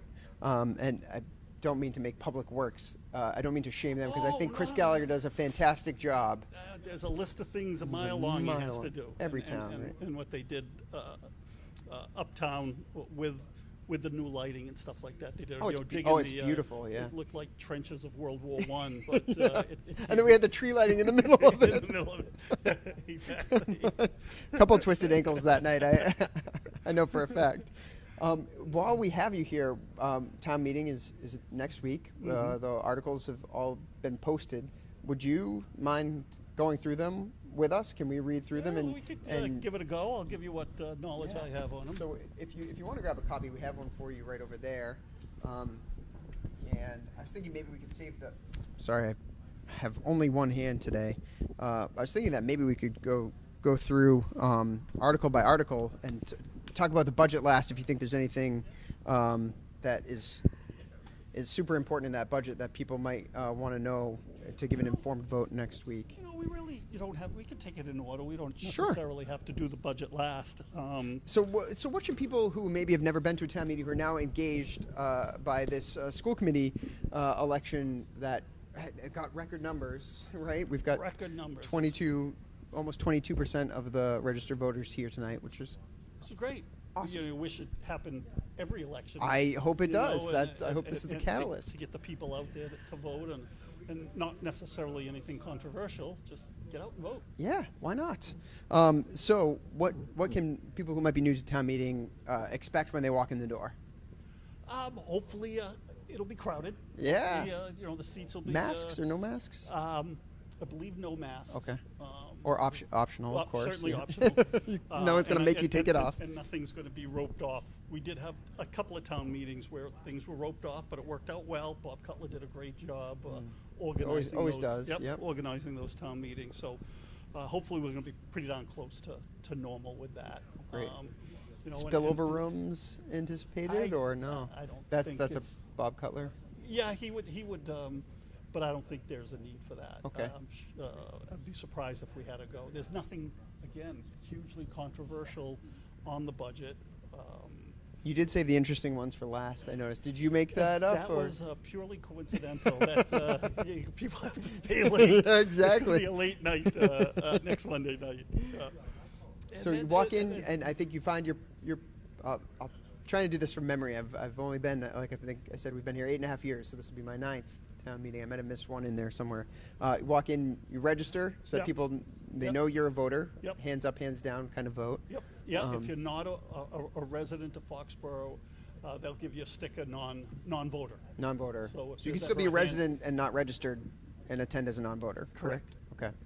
And so then you walk in, find a seat in the auditorium. Yep. And you get the literature. Yeah, there'll be a table out front where you register for all the literature, all the side things that you need to make a educated. Hopefully, you've either read it in the paper or gone online to the website, Or Facebook, watched this or watch program. this program now, and get a little insight into what's going to be coming up and what we're going to be voting on. You know, we've got, what is it down to? 22. 22 articles is what I articles. have here, Yep. and I believe this is the official. I printed it off the website this morning. So yeah, if that's not too cumbersome with the microphone and this, we'll go. If we drop it once or twice, just so long as Yeah. people understand. You know what, don't tell Michael Weber. The Article 1 is the annual town election. So this is basically we ratify the vote Correct. from That- tonight, That's correct? Bob and our moderator, Frank Spillane. Yep. Just making this official, dotting your I's, crossing your T's, so we can send it into the Attorney General as it's official. But there's no way to change the vote if you're No. unhappy at that point. It's No. just it's part of our town process. Great. Yep, slam dunk. Great. Article 2, report of town offices and act thereon. That's the Board of Selectmen, right? There's really, Annual town reports. so you're just accepting the town report, Okay, great. which is in the town report. Everybody's. It's the thick color booklet that has information about every committee, club, every and committee, club, a department. Yes, everybody gets to Lots of put their information. 2 cents in. and everyone's salary, which I always feel like I'm like, oh my gosh. But it's tax. That's where your tax dollars are going, right? So And it's public information. public information. And, So yep. I remember when I was in high school, I grew up in Sharon. First town meeting I went to, I was amazed looking down. He makes that. He makes that. Mr. Blah blah blah. What? Exactly, but it happens in all communities. Yeah, absolutely. Across the state, that's great. Okay, and then reports of committees. How is that different from the town report?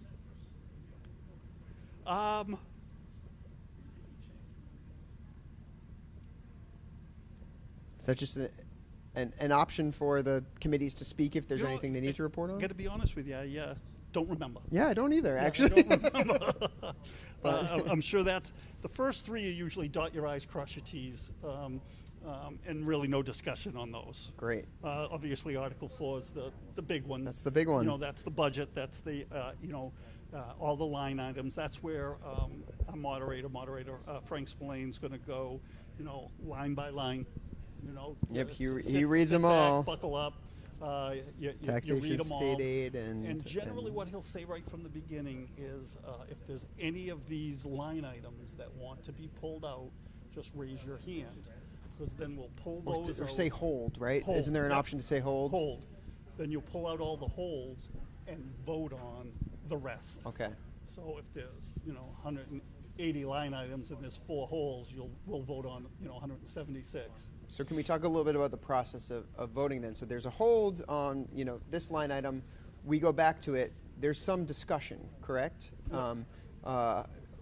Is it anyone who has a question or has an opinion about it can speak about that? Anyone, anybody. No time limit.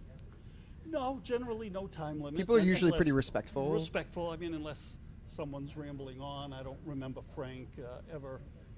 They might give them 2 more minutes or something like that. Yeah. But generally, it's get up, talk your mind. Usually there is people walking around with microphones, or you can come up front and take a seat. Frank will recognize everybody who wants to talk on that particular line item. Excuse me. Oh, take your time. And then you vote on those specific holds. On just those specific holds, Right. and then they get added to the whole budget. I don't think in my experience of the last 9 years, I'm going to jinx it now, aren't I? You're gonna jinx it now, so don't say it. I won't say it. You know what I was thinking? I know what you're thinking. We all know what he was thinking. Moving on. Is there anything in the budget that you can anticipate people wanting to hold or discuss? I really can't right now. There's always 1 or 2 that surprises you that someone might have a question on. Yeah. Why did this number go up so much? Why did this number go down so much? Right. Things like that. Because in the town warrant, it does say what the fiscal year 2021, fiscal year 2022, and fiscal year requested for 2023 are. So you can look at those and say, oh, this expense went up significantly or went down significantly. Why is that? I have a question. Hold. Right, hold, exactly. But you'll also know that there's also, each of those line items are gone through by the advisory committee, and the advisory committee approves each line item also. So there's a category here that the advisory, what the town manager recommended, what the selectmen recommended, and what advisory recommended. Mr. Canfield, one of the school committee candidates on the ballot tonight, went through what that process is like on the advisory committee. Were you on the advisory committee at one point? No, I was never on that. No, okay. No, just went from 0 to 100 and. But you work closely one with election. them as a Oh. selectman, yeah. Yep. Can you talk a little bit about that process from the other side? Because we've heard from 2 school committee candidates who served on that board. Could you talk about it being on the other side of those conversations? Well, they are the, sort of like, lack of a better term, the policing of the budget. They go through every line item and make sure from a different point of view, not from the town manager's point of view, not from the selectman's point of view, strictly from the advisory, each line item, how it should be voted, or Right. how it should be, and they're the ones that are actually going to the department heads. They'll break down into subcommittees, go to the department heads, and 1 or 2 will come back to advisory and talk about what their discussions were, and then those department heads come in front of advisory as a full committee also. So these are the people that are sort of working on behalf of the taxpayer, correct? Exactly. Yep. Saying, I want to know how every dollar in this line of the budget is spent, and I would assume that the people who are up to that task take it very seriously and make sure that they understand that when they bring it back to the committee. They do, and a lot of towns, I don't know where advisory came from, certainly a couple of 100 years ago, but a lot of towns call it their finance committee too. Same thing Sure. as a finance committee. Okay, great. So that they're looking out for the finances. For those new folks like me who weren't born here. Right. Awesome. Well, thanks for saying that. Do you mind if we move on to Article 5, the CIP budget, or is there anything else we need to talk? No, so, not at all. CIP budget. Lauren Batar, our producer, thought that you might have a little something to say about that. Other No? than the fact that it's a carve out of the budget, it's more. Can I just say it's capital improvement planning? Yes. Capital improvement planning. Plan. Yes. Yep. And it's for high ticket items. You know, things that are you want to take out of someone's budget because it's going to affect their budget. You know, it's a ambulance, it's a fire truck, it's a couple of police cruisers, it's a DPW truck. Okay. Is the It's information? buses. Oh, sure. Yeah. Very important because we're one of the towns that does not charge for buses, which Correct, is which is incredible. incredible. And we also, you know, a lot of people forget, we also don't charge for sports. For sports. We don't charge for music. You know, Theater, these are all yeah. things that a lot of communities, you know, if you've got a kid driving a school, they're a junior or a senior, playing three sports, you know, that could be $1,200 above Absolutely. and beyond, you know. Equipment costs and jerseys and All- transportation to and from all, away all, games. all adds up, and Foxborough's never had, you know, knock wood, never will have, you know, those extra fees. Yeah, I've met with quite a few seniors in different committees. I was on a housing committee as well, and I was like, you know, I one of the things I was nervous about is that if too many seniors moved in and said we don't want so much money going to the school budget, that these were the things that they'd chip away. And to a T, almost, I want to say every single senior that I spoke with said that's not how this town works. This town supports its school system, supports its kids, and that's something we are proud of. That's forgotten quite a bit, how important that is, that's absorbed into our taxes. Yeah, like you said, it's our taxes. It's to me that when something's paid by taxes, that means that the community has decided this is something we want to support. So that's beautiful. That's great. Can I ask you on the CIP budget? Yep. Is the information systems, is that the 911 emergency response center? Do you know? No, that's Oh. a separate information systems. Mike, you might know more about that with the information systems on the IT departments which in Foxborough is both school and public. Oh, so we right? share an IT That's department. one of the things we share with the schools is IT. Great. And that's, I think, upgrading the IT system.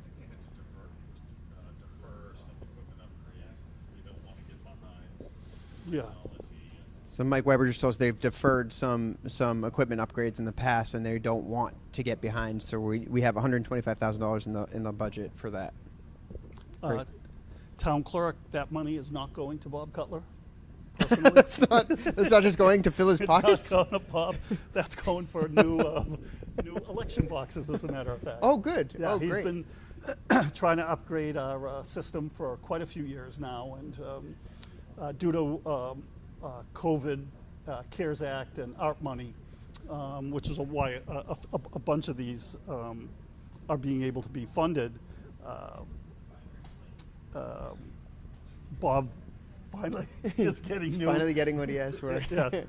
So is there going to be any controversy in the future over these new machines, or are they Well, I don't expected to think, be? you certainly talked to Bob, but I think Bob told me that the big election in November is not going to be the first time he's using it. Oh, great. You know, he's going to wait the for midterms is not going to be. Yeah, he's not gonna be the going to wait till after that. Okay. You know, smaller election like So this. same system we all experienced today. Hopefully, the 22% of you out there that 22% that yeah, came out. that will be in place for the midterm elections. No, will not be. The same system we use today will be in Correct. place. Okay, great. Correct. Um, Other than that, they did the committee did a great job of getting just what you know we needed again this year. You know, some of it was funded with some federal money, which was very nice. Great. Is that what TNC is in the funding summary down there? If anyone wants to follow along, you can download this right on the main page of the Foxborough town website, foxborough.ma.gov. You just scroll down a little bit, and there's a link for the town warrant. We're on page 7, going on to page 8. And H just Oh, a schedule. there it is. It actually is system improvement and upgrades. Mike, 6 voting tabulation machines, a couple of trucks, a couple of Ambulances. or an ambulance. Oh, 2. 2 ambulances and 1 fire truck, it looks Yep. like. So Great. that breaks that down a little bit. Great. Page 9, Article 6, the Fire Stabilization Fund. We are looking to raise and appropriate or transfer from available funds the sum of money to fund the establishment of the stabilization account for fire equipment. Yeah, that's something that Every year, right? Yep. See- So again, that's a dot your I, cross your T. Just getting it done at the end of the year, so it's complete, so we can send it in to the Attorney General's office. Great. We all want up-to-date fire equipment, right? Yep. And pretty much same with Article 7. It's revolving funds that their budget, the spending limits are approved, but not specifically, because as the money comes in, especially during rec, during summer, summer camp, money's coming in for summer camps, they're able to use that money for that. Great. So that's just to make sure that the cash is on hand when it's needed. And approving the amount in that revolving fund. Great. Article 8, unpaid bills. This is about the Boyden Library. To see if the town will vote to raise and appropriate and or transfer from available funds a sum of money for the payment of a fiscal year 21 tuition reimbursement claim for a Boyden Library employee, or act to do anything in relation thereto. Yeah, so that was something that came in late that Didn't make it into the budget. Right, so we're going to approve that. Great. Yeah, let's continue supporting our library staff, right? Yep. Article 9, fund qualified OPEB trust. Can you talk?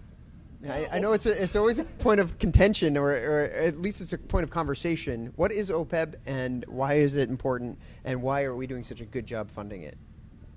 We're doing a phenomenal job funding. That's what I hear. We're one of the top 10% of communities that are not only keeping up with their OPEB funding, but probably a little bit ahead. We could be finished funding that two, 3 years in advance. And what is it? It's the funding of our state retirees. The state realized, our town retirees realized that it was underfunded, that all these communities have to kick it in a little bit, and we have to take a break? Yeah. So what we'd like to do is... 1 second. What we'd like to do is maybe have you guys continue the conversation, but we'll move the camera into the gym so that when they're ready to do the announcement, we don't miss it, we're kind of in place. Great. So I'm going to fill everyone in at home. Is that okay with you? Can you let stick them know around what's- for a little bit? Yeah, I can. So we're going to move. physically move the camera inside, so we're going to take a short break, and we will be right back to continue this conversation, but we are going to get ready to hear the live election results. So we'll move the camera into the gym where everyone voted today to hear those results. Doc is agreed to be so kind to stay on and continue this conversation. So we'll be right back. See you in a moment.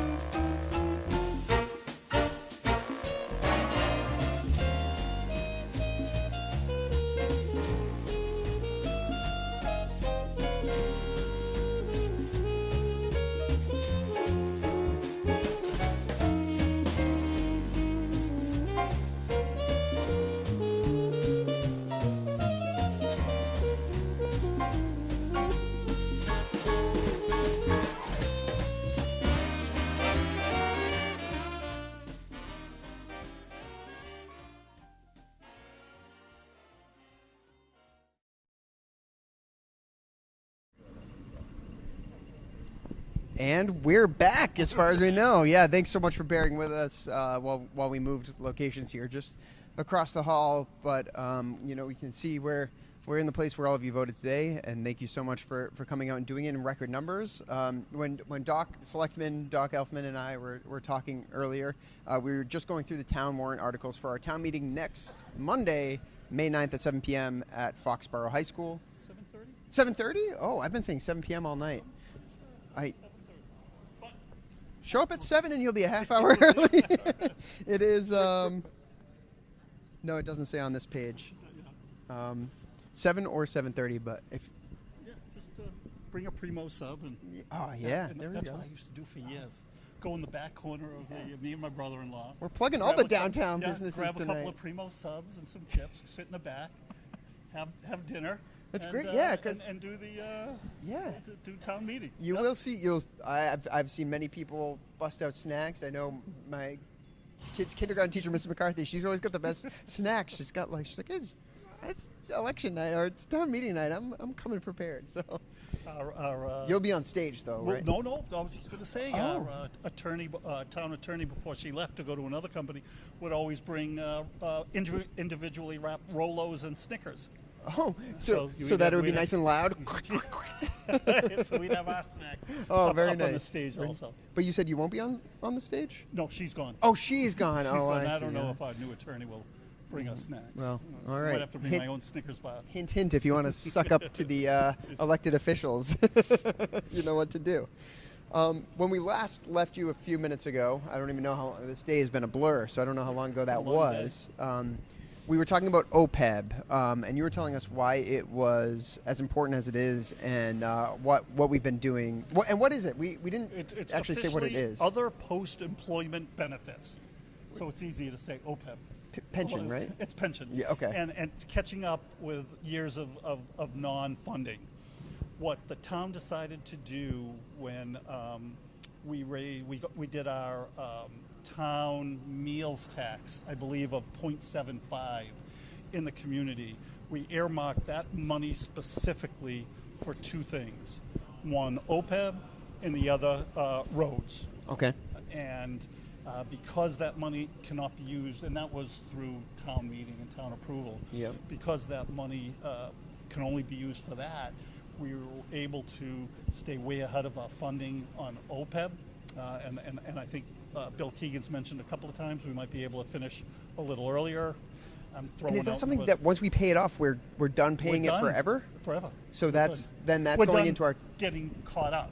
We So- still are paying into pension funds, Gotcha. but we don't have to pay twice. Gotcha. Just to So make it simple. So it is very. so right now we're paying at a rate of about double our yearly, and so that's going to be money in our coffers in a few years. 2032 or 20, when you've been here, 20, Yeah, 30 years. So it's a great thing. It's a great thing. It was great foresight. Well, so I want to use. acknowledge the people who, at this stage, today and for the last however many years we've been paying this, was it 20 years now we've been paying this? I think so. Have been paying this for the future of Foxborough, so that this is something that other towns are going to need to get caught up on eventually, and we are ahead of the curve. We're in the top 10% of towns and communities that have done this, that are doing it. required to do this. And someday, 2036 or whatever number you just said, that sounds so far off. Yeah. That really isn't. It isn't. My mortgage is going to mature later than that. So this is an investment in the future of Foxborough, really. and our kids, and absolutely. Awesome. So it's great. It's great use of those funds. Excellent. Oh, great. And Okay, so that's what it is. That's why it's important. We've been funding it. We're going to continue to fund it at an so aggressive rate. We're just going to approve that funding. Great. The next few articles, I think we can really sum up. When it's the fire contract, library contract, steelworkers contract, police contract, DPW contract. So all the way up until Article 15, it's just approving. But we just say, because 12 and 13 are the steelworkers, I feel like everyone's always like, we don't have steelworkers. Can you? I've seen it get held before. Would you mind? Okay, so overall, there are unions in town. Those are our unions, and most of them seem pretty easy. Police, Yeah. fire, DPW. Steelworkers is a little bit of a head scratcher, but Steelworkers Union, they as a union have expanded to cover other entities, not just so that, they saw that they had an opportunity to take care of clerks or clerical people, or so that's where we are here. It's the Steelworkers Union, but they had diversified and now cover a lot of other entities. Great. I just wanted to get that out there because I know sometimes we don't there's a have question. two sets of steelworkers. Yep. In our Great. community. All right. And So that's just Mike Johns, our Human Resources Director, Bill Keegan, certainly our Town Manager, and all the department heads. We got all of our unions now in sync. They're not all over the place. They're all very similar contracts, with the exception of nuances of each individual union, but similar raises, similar pay scales, similar, and now they're all on the same cycle. Great. They're all going to be 3-year contracts that every 3 years from now, all these will come due, and our Human Resource Director will be pretty busy, but it's a good thing for Foxborough. Absolutely. It All sounds like these- most of these are. Yeah. All of them are so far. Citizen petitions. Can you talk a little bit about how a citizen gets a petition on town committee? On town meeting? A citizen can go out, and I believe, I think it's 50 signatures, I could be wrong, can go out with 50 signatures and present a warrant article to the town. Great. We've had citizens petitions in the past. We had a citizens petition to refund a citizen who was paying land tax for a piece of property she didn't own. And it was figured out, and our Did town we council- reimburse her? Oh, yeah. Oh, good. It was at last town meeting. I don't remember that. It was That's fascinating. sort of a slam dunk, but that was the best way for the town to reimburse her for the monies that she had paid out Have for a that vote on it little and- corner piece of property. Sure. But others are, as you'll see, I believe there's 3 citizens petitions. Yes. So can we talk about the first one? Article yeah. 16, citizen petition, Market Street easement. So let me.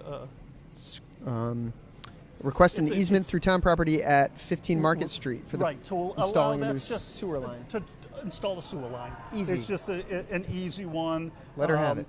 Exactly. That's what we put the sewer line in down at Market Street, but we had to do a little easement so it was easy. Instead of planning board or zoning board putting the article forward, that the individual themselves put it forward. Great. The next one, South Street sidewalk. That's a little bit more complicated. It's an idea that part of town, the corner of South Street and Grove Street, traffic can get pretty quick down there. There's no sidewalk down there, and the citizens feel, I believe it's a 75-foot. Yes. $75,000 project. expense. Forgot how long it was going to be. Yeah, it doesn't say in this article, but I'm sure. Who does this? The planning committee looks at this. Well, the citizen put it forward, so now Right. we have to follow through on it. So, planning and DPW have looked into it. They'll talk about it. The hard part with something like this is what if it costs more than $75,000? We're not sure about. So that's one of the hard things about a citizen's petition. Once the citizen does petition and get it on the ballot, we can talk about it, but we can't change the wording of it. Sure. So this will be an interesting article how that goes forward.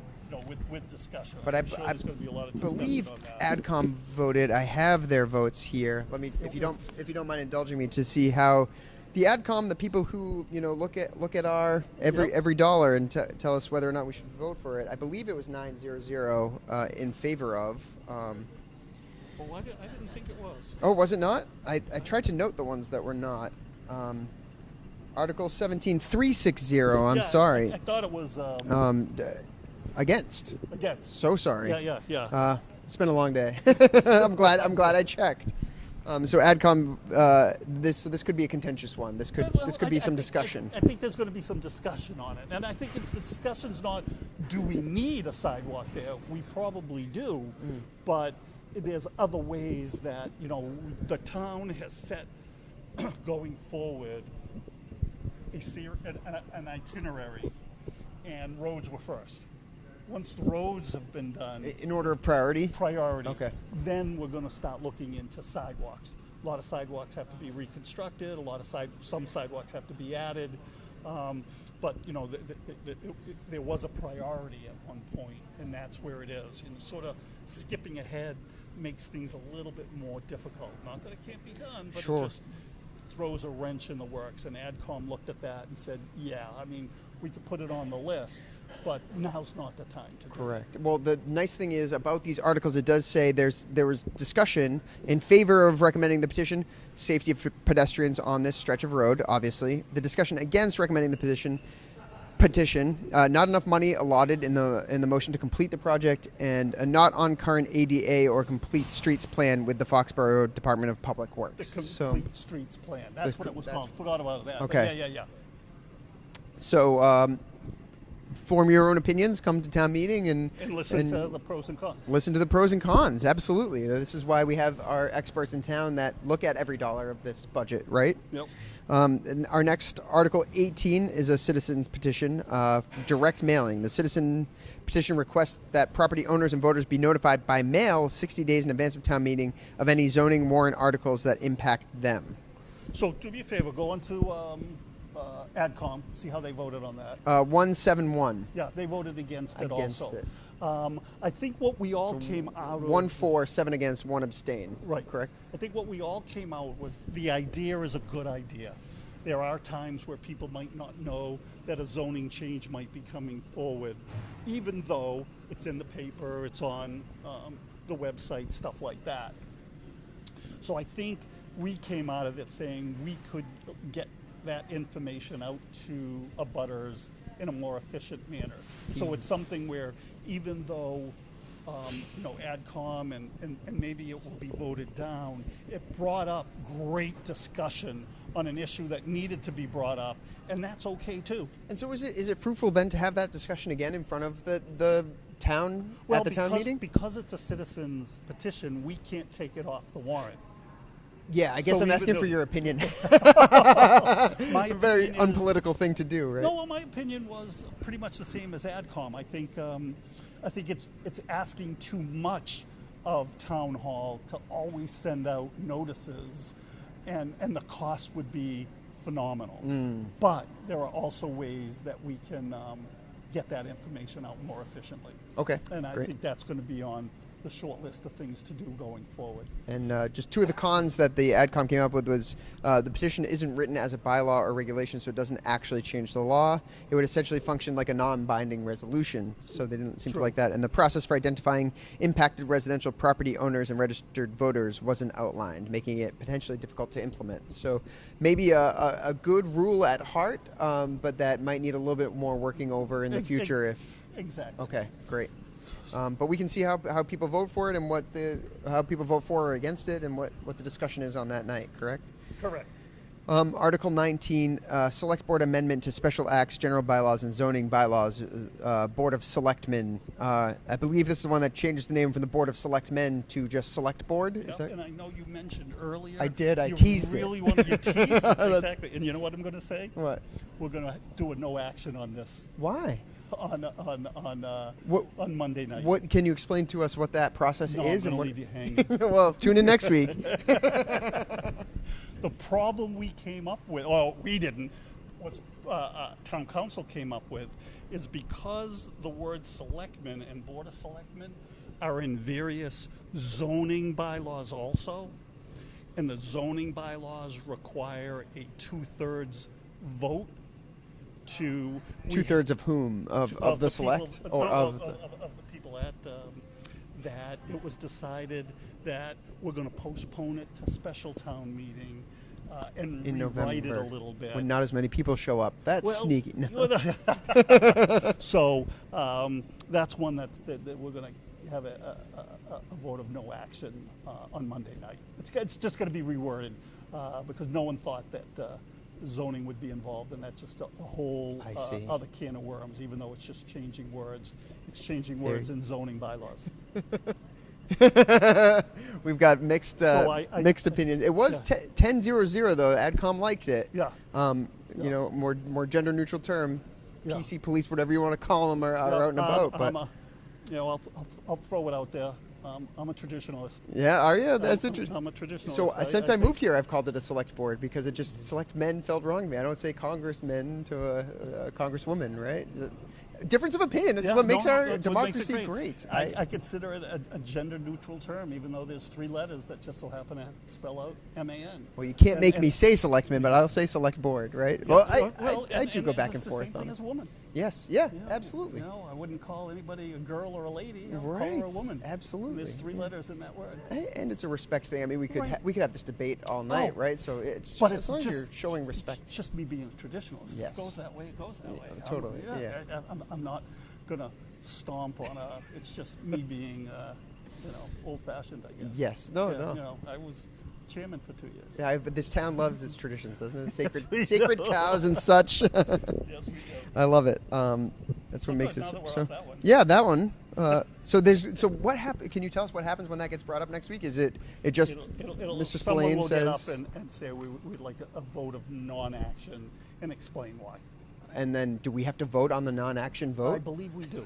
I believe we do. We got to vote on everything. Oh, we got to vote on Yeah. everything. So what if the non-action vote gets voted down? Do we have action on it? Yeah, good point. But I think most people will understand that. Yeah, we're not.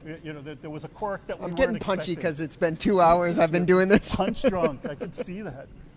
You're dying. People for- wanna you, hear- you need some sugar or a little bit. I need some election results. That's what I need. I want What's I going want on I want the behind it? Still numbers. nothing They're working diligently. I don't think you can see them. We've got just an empty room. Yeah. But the officials are all on the opposite end of the gym from us. And all the other people have left. All the other so- people have left. I think that's a good sign that we might be getting close.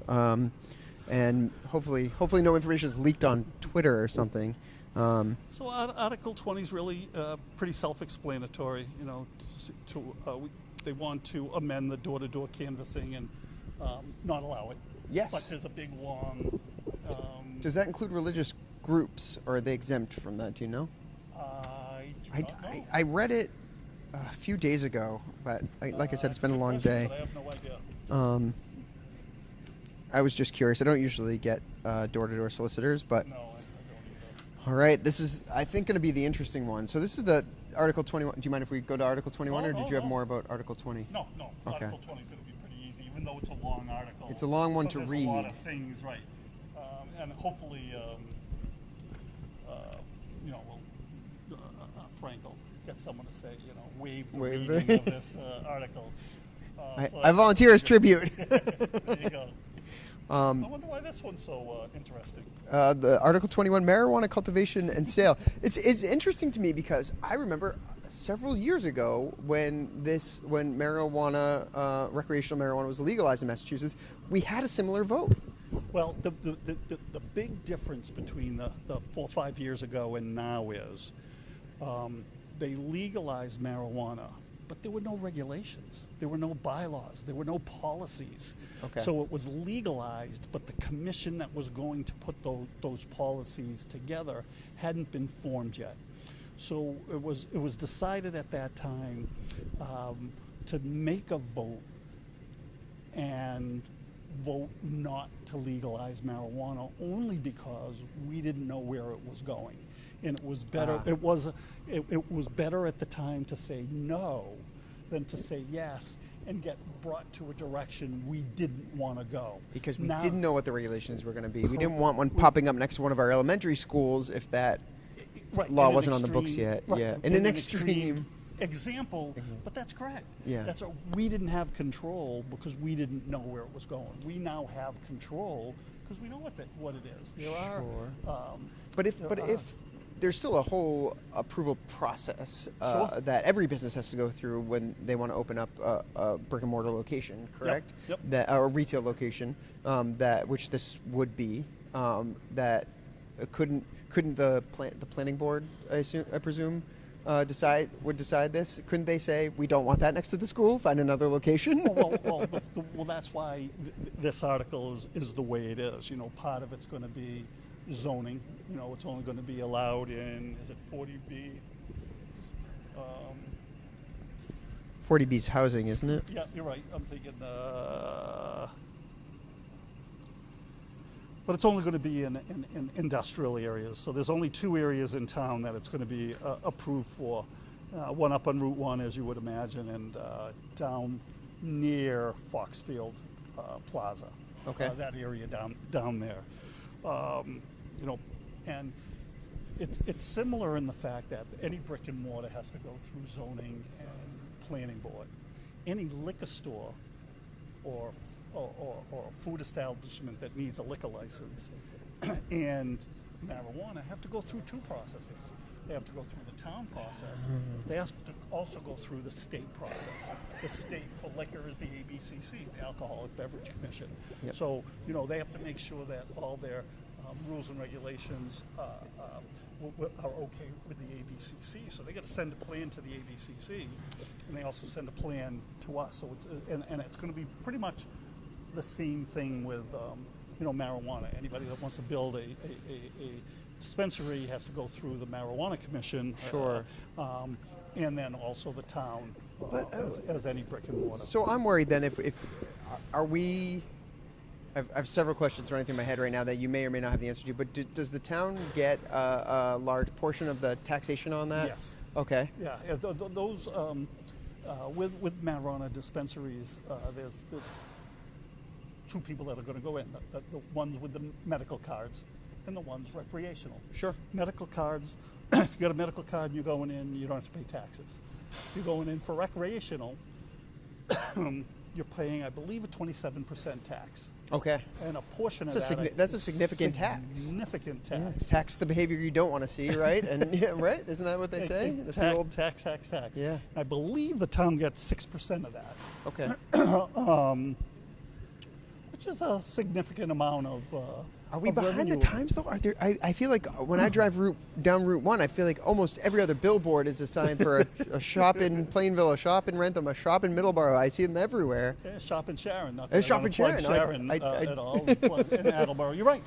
Are we behind the times? No. I mean, I don't. Is there a need? I guess is there a need for another Massachusetts pot shop, or is it just going to be like a liquor store? There's one in every town. And I'm going to say the same thing. The last time we approved a license for a liquor store, one of the questions was, do we need another liquor store in Foxborough? So it's a valid question. Yep. But you're now coming down to capitalism. You know, if someone's willing to let's hit all the top buttons. and in a business. Yeah. And they think that business is going to be a go, then they have the right, if it's legal, to open up a business. Absolutely. If they're going to make $1, they should be able to make that dollar. I mean, would it be, what would Foxborough's dispensary be any different than Sharon or Plainville or Rentham? Oh yeah, there's going to be but, Patriot strains. I'm sure it's going to be a whole thing. It's sure there's going to be revolution. But that is just free capitalism. Yeah, at its best. Great. Yeah, we got 60,000 people parking on Route 1. Every other Sunday in the fall. Sure, spend your hard-earned money in our pot shops, right? Exactly. Yeah. Why not? In our liquor stores and our restaurants. Absolutely. And our, yeah. Yeah. Exactly. Yeah. Come on down. And park in our parking lots that get taxed. A little percentage to the state and to the town too. Yeah. And fund our OPEB. And help fund our OPEB. Absolutely. So the town of Foxborough is posting this. We might as well share it. Oh, can we give numbers or? So breaking news here. We've got unofficial town election results for the school committee, the contested school committee election. The town of Foxborough is announcing that Rob Canfield and Brent Ruder will both be reelected for second term on school committee. So congratulations to the 2 of them. We also want to say thank you to their competitors, Joe Pyres and Matt Light, who I think fought pretty hard for a volunteer position, which is unpaid. They gave so much of their time toward this race, and thank you for every citizen who voted and every citizen who came out to seek public office, because you put your name out there, and we appreciate you doing that. And of course, congratulations to Mr. Ruder and Mr. Canfield. We look forward to seeing where you're going to take us for the next 3 years of your term. So, and what about the contested selectman race? Do we have any selectman results? Any write-in results? So we'll come back to you with the two open seats in the selectmen with Doc Elfman and Dennis Keefe. Yeah, can we say the congratulations yet? I unofficially congratulated Dennis earlier. Well, not yet. Let's Okay. wait for the unofficial. I'll unofficially congratulate you now. Officially congratulate you later, hopefully. Thank you very much. So it's to see if the town will approve those zoning changes to allow a dispensary. Oh, great. Yeah. So enough said. People, I think, are going to have strong feelings about this. I think It's going to be late. Yeah. You know, it's the last two Second to last. articles. Yep. It'll be interesting how many people still show up for that. I'll be Again, it's there. a zoning change, so it's a 2/3 vote to approve it. so 2/3 of the people who are left Correct. there. Correct. Great. Yeah. I'll maybe ask some wonky policy questions in a minute, but we've still got one more article to get through. So 2/3 of the people left at the end of the night for Article 21 have to approve it. Correct. I assume there are some people that are, the NIMBY's not my backyard. I don't want that. I don't approve it. There's some people that are like, I want the tax money. They're allowed to come up, and do they get to voice their opinion? Yeah, people will come up in front, talk about it. Not my backyard, and yeah, if we can make $250,000, because this isn't just real estate money or business tax money. This is above and beyond money. This is this is like the meals tax money. Yeah. That comes right into Foxborough coffers. Almost like a little bonus. We can maybe put it towards the cultural council's budget. We can up the cultural council, get this cultural district started, and really You never know. light a fire under the That's it. downtown. We like having specifically where that money goes to. Yeah. Absolutely. Yeah, Sorry, I'm see, just so going to keep plugging the things that I want. Cultural council. Absolutely. You can get up and talk about that. Yeah, absolutely. I will. If we run out of articles, I've got a whole list of things that pet projects that I'm going to talk about until we get those unofficial results. So that's Article 21, the marijuana dispensary. Feel free to come out and voice your opinions on that. Article 22 is the Interstate Highway Billboard. This was approved by the Advisory Committee 900, so unanimously, no abstentions. Can you talk a little bit about this one? Where the billboard's going to be? Is it in my backyard? Oh, and we do have election official Kathy Brady coming over, so I'm going to get ready to bring the mic to her. You can hold it. I'm just going to hold it up in front of her. She'll just usually speak loudly. So we're going to get these unofficial numbers, right? You've got a pen, Lauren?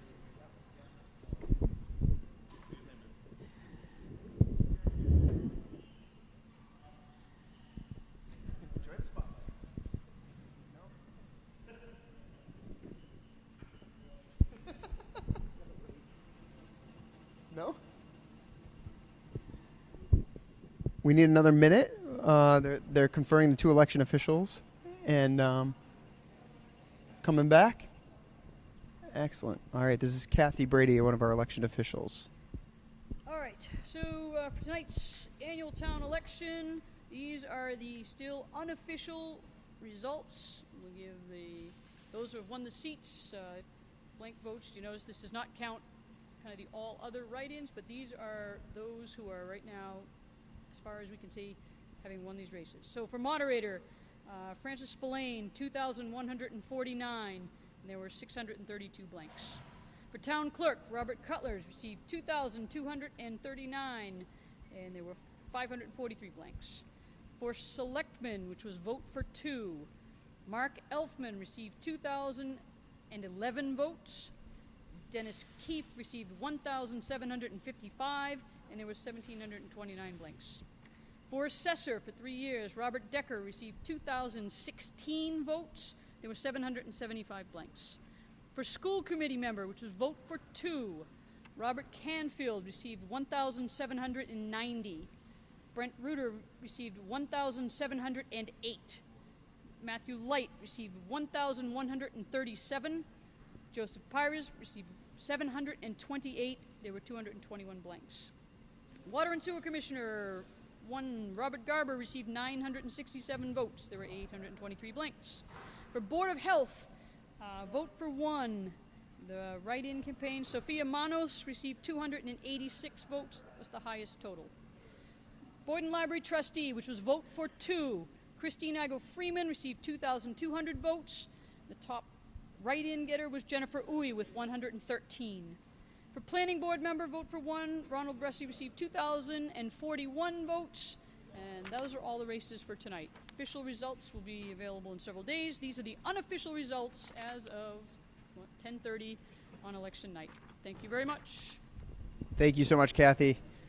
That was Kathy Brady with our election results, unofficial, of course. Like I said earlier in the program, we will be dotting the I's, crossing the T's tomorrow morning. That's Mr. Cutler, as town clerk, will be doing that. We also want to thank Kathy Brady, everyone who volunteers at the polling place, who brings those numbers to us just as fast as they can, and counting all the write-in numbers. So we want to congratulate Sophia Manos as the new Board of Health, and I believe it was Leslie Uy or Linda. Sorry, I didn't have my notebook, so I didn't write it down.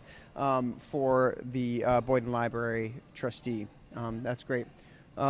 Congratulations to our school committee members, which we were able to announce earlier, and thank you to everyone who ran. We're going to give the folks backstage just a few minutes to get ready. If we could, Greg, if you don't mind, could we pull the camera over here, because they're about to get sworn in down there, and we're just going to show them getting sworn in while I keep talking. If anyone's still there, you see. On the far left on your screen is Doc Elfman, who's been so kind to donate so much of his time tonight going over the articles for Selectmen. Dennis O'Keefe for Selectmen. Next is Mr. Rob Canfield for School Committee, and then Mr. Brent Ruder for School Committee. I believe that's Mr. Ruder's son, Joe, there in the yellow. So they're swearing in now. You get to see that process of the Selectmen raising their right hand with Mr. Cutler, our town clerk, shaking hands, congratulating each other. They signed a paper, officially sworn in for Mr. Elfman's second term and Mr. Keefe's first term. Next up, it looks like the 2 incumbent school committee members are going to be sworn in by Bob Cutler, the gentleman in the dark blue, maybe black polo and glasses, raising their right hands now. And swearing in, shaking hands. I was just, I know, I've got just the last one. Okay, Congratulations to you both. Mr. Keefe, thanks so much. Congratulations. Unofficially, right? This is, okay, great. We'll get those official results.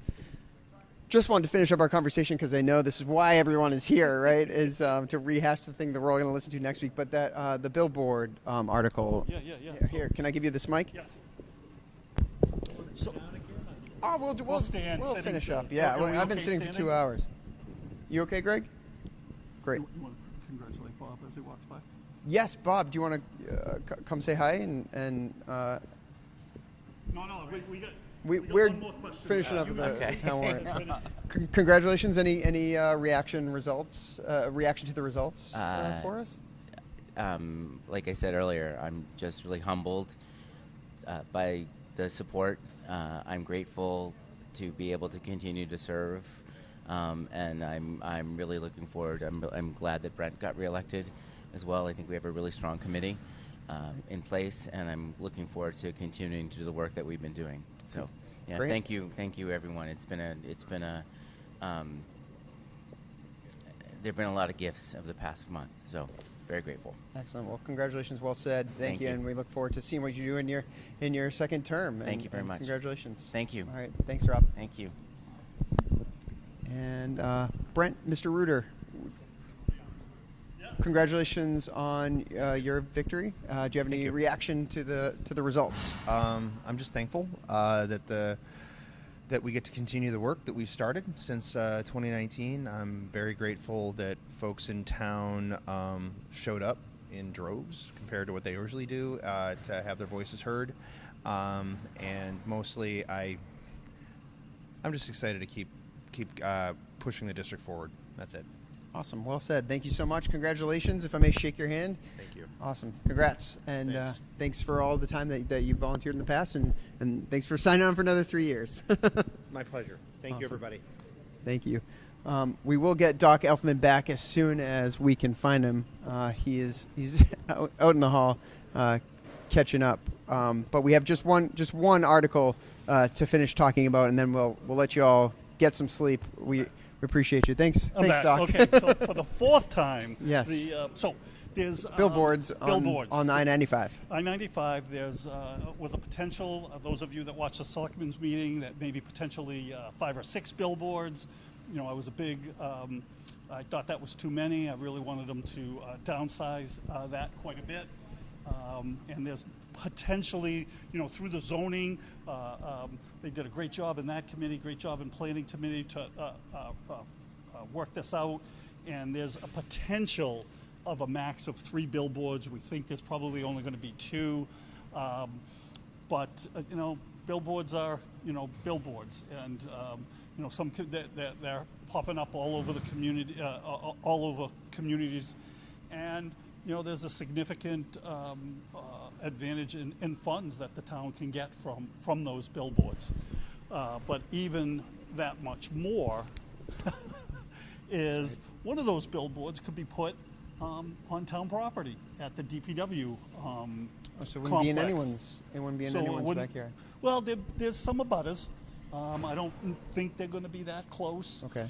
What if it is on someone's property? Do they get compensated for that? Do they have a say in it? It's not going to be on anybody's property. The part of the whole zoning is, we figure it's going to be 1,500 feet away from. It's in the zoning. We toyed around with that figure a lot, but I think it's 1,500 feet away from any residential area. The technology in most of these billboards now is, you know, if they face in a direction, there's no ambient light coming behind it, above it, below it, around it. It's all facing forward. The technology is incredible. But one of the sites is on the back part of the DPW. You know, those of us that know that DPW land, it borders I-95. So the town could get double benefit from that. Not only, you know, the money for the having that on, but also revenue for the life of that billboard coming to the community. Okay. As a landowner to that land. So it's So AdCom voted to approve 900. 900. So. It's really a win-win, you know, for the community. We really looked at it hard. We didn't want too many, and zoning and planning heard us, and came back with this plan. It's a great plan. You know, again, in keeping with, you know, the community, when they get some extra funds, zeroing those funds in a specific area. Okay. I think any of the funds coming from the sign at DPW will be for DPW and building a new complex or renovating the present complex and great. expanding it. So, you know, it could be a good thing for. That'd be the goal with that would be revenue. the goal with that revenue. Great. At least in the beginning. At least in the beginning and at some point. Is there anything else we need to talk about for town meeting? That's it. Turn out, vote. Turn out and vote next Next Monday. Monday. Bring a sandwich, bring snacks, bring your tea, coffee. I love it. I don't know how long this one's going to go. You know, sometimes you think it's going to be quick, and sometimes it doesn't. And sometimes you think you're going to be there all night, and you get out after 2.5 hours. I stopped guessing after my third one. I was like, well, I don't know, Mom. Sorry. Thanks for watching the kids. I might not come home tonight. Thanks for watching the kids. Exactly. So this has been Doc Elfman. You've given so much of your time to us tonight, and I really appreciate you taking the time to go over these so thoroughly. Help our viewers, you know, really get into the local government, town government, which I think we saw today. They've shown an interest in, and that they're gonna come out and they're committed. I hope so. And just as a side note, Bill Keegan put on a presentation at the town hall in the selectmen's room in front of seniors. That was videotaped, I believe, by cable. If you want to go over all those articles again, you can go on the cable website or the town website, and all this will all be explained. You don't need me. All be explained. And I'm going to be taking over cable from now on. It's my new profession. No. The new face of Foxborough Cable Access. Foxborough Cable Access. But no, you can go on, and Bill does a phenomenal job going over each of those articles, even more completely than I do. Awesome. Well, All right. thanks so much, and congratulations again on your Thank on you. your My uncontested third term. victory. Third term. Third Third term. term. Oh, sorry. I think I said second earlier. So you've Third been a term, yeah, I'm a selectman glutton. since I've right after I moved here. Yeah. Yes. I remember when you moved here. I Do- congratulated you when you came on board for the. What was the first committee? It was the Cultural council. Cultural council. Yeah. You came on board, and then Wait. you ran it for a while. Right after you and- got elected, I Yep. believe. Yeah. Exactly. Yep. I'm rolling off this year because I have to. So it's been 6 years. So yeah, this was Yeah, see, right we have after. no term limits. Nope. Oh gosh, don't get me started. Good night, everybody. Good night. I'm gonna just sign off. I just say and say thank you so much to everyone who voted. I think you got to see the beauty of democracy today, and that the people of Foxborough have spoken. I want to thank our producer Lauren Batar, our director for the evening, and our executive director at Foxborough Cable Access, Michael Weber. Our camera operator tonight was Greg McGrath. I want to thank all the candidates who joined us tonight and congratulate all of the winners. And thanks to all of you who watched and who voted and who care so deeply about this town. My name's Jared Craig. Thanks for joining me tonight, and we will see you next week at Annual Town Meeting. Thank you. Bye.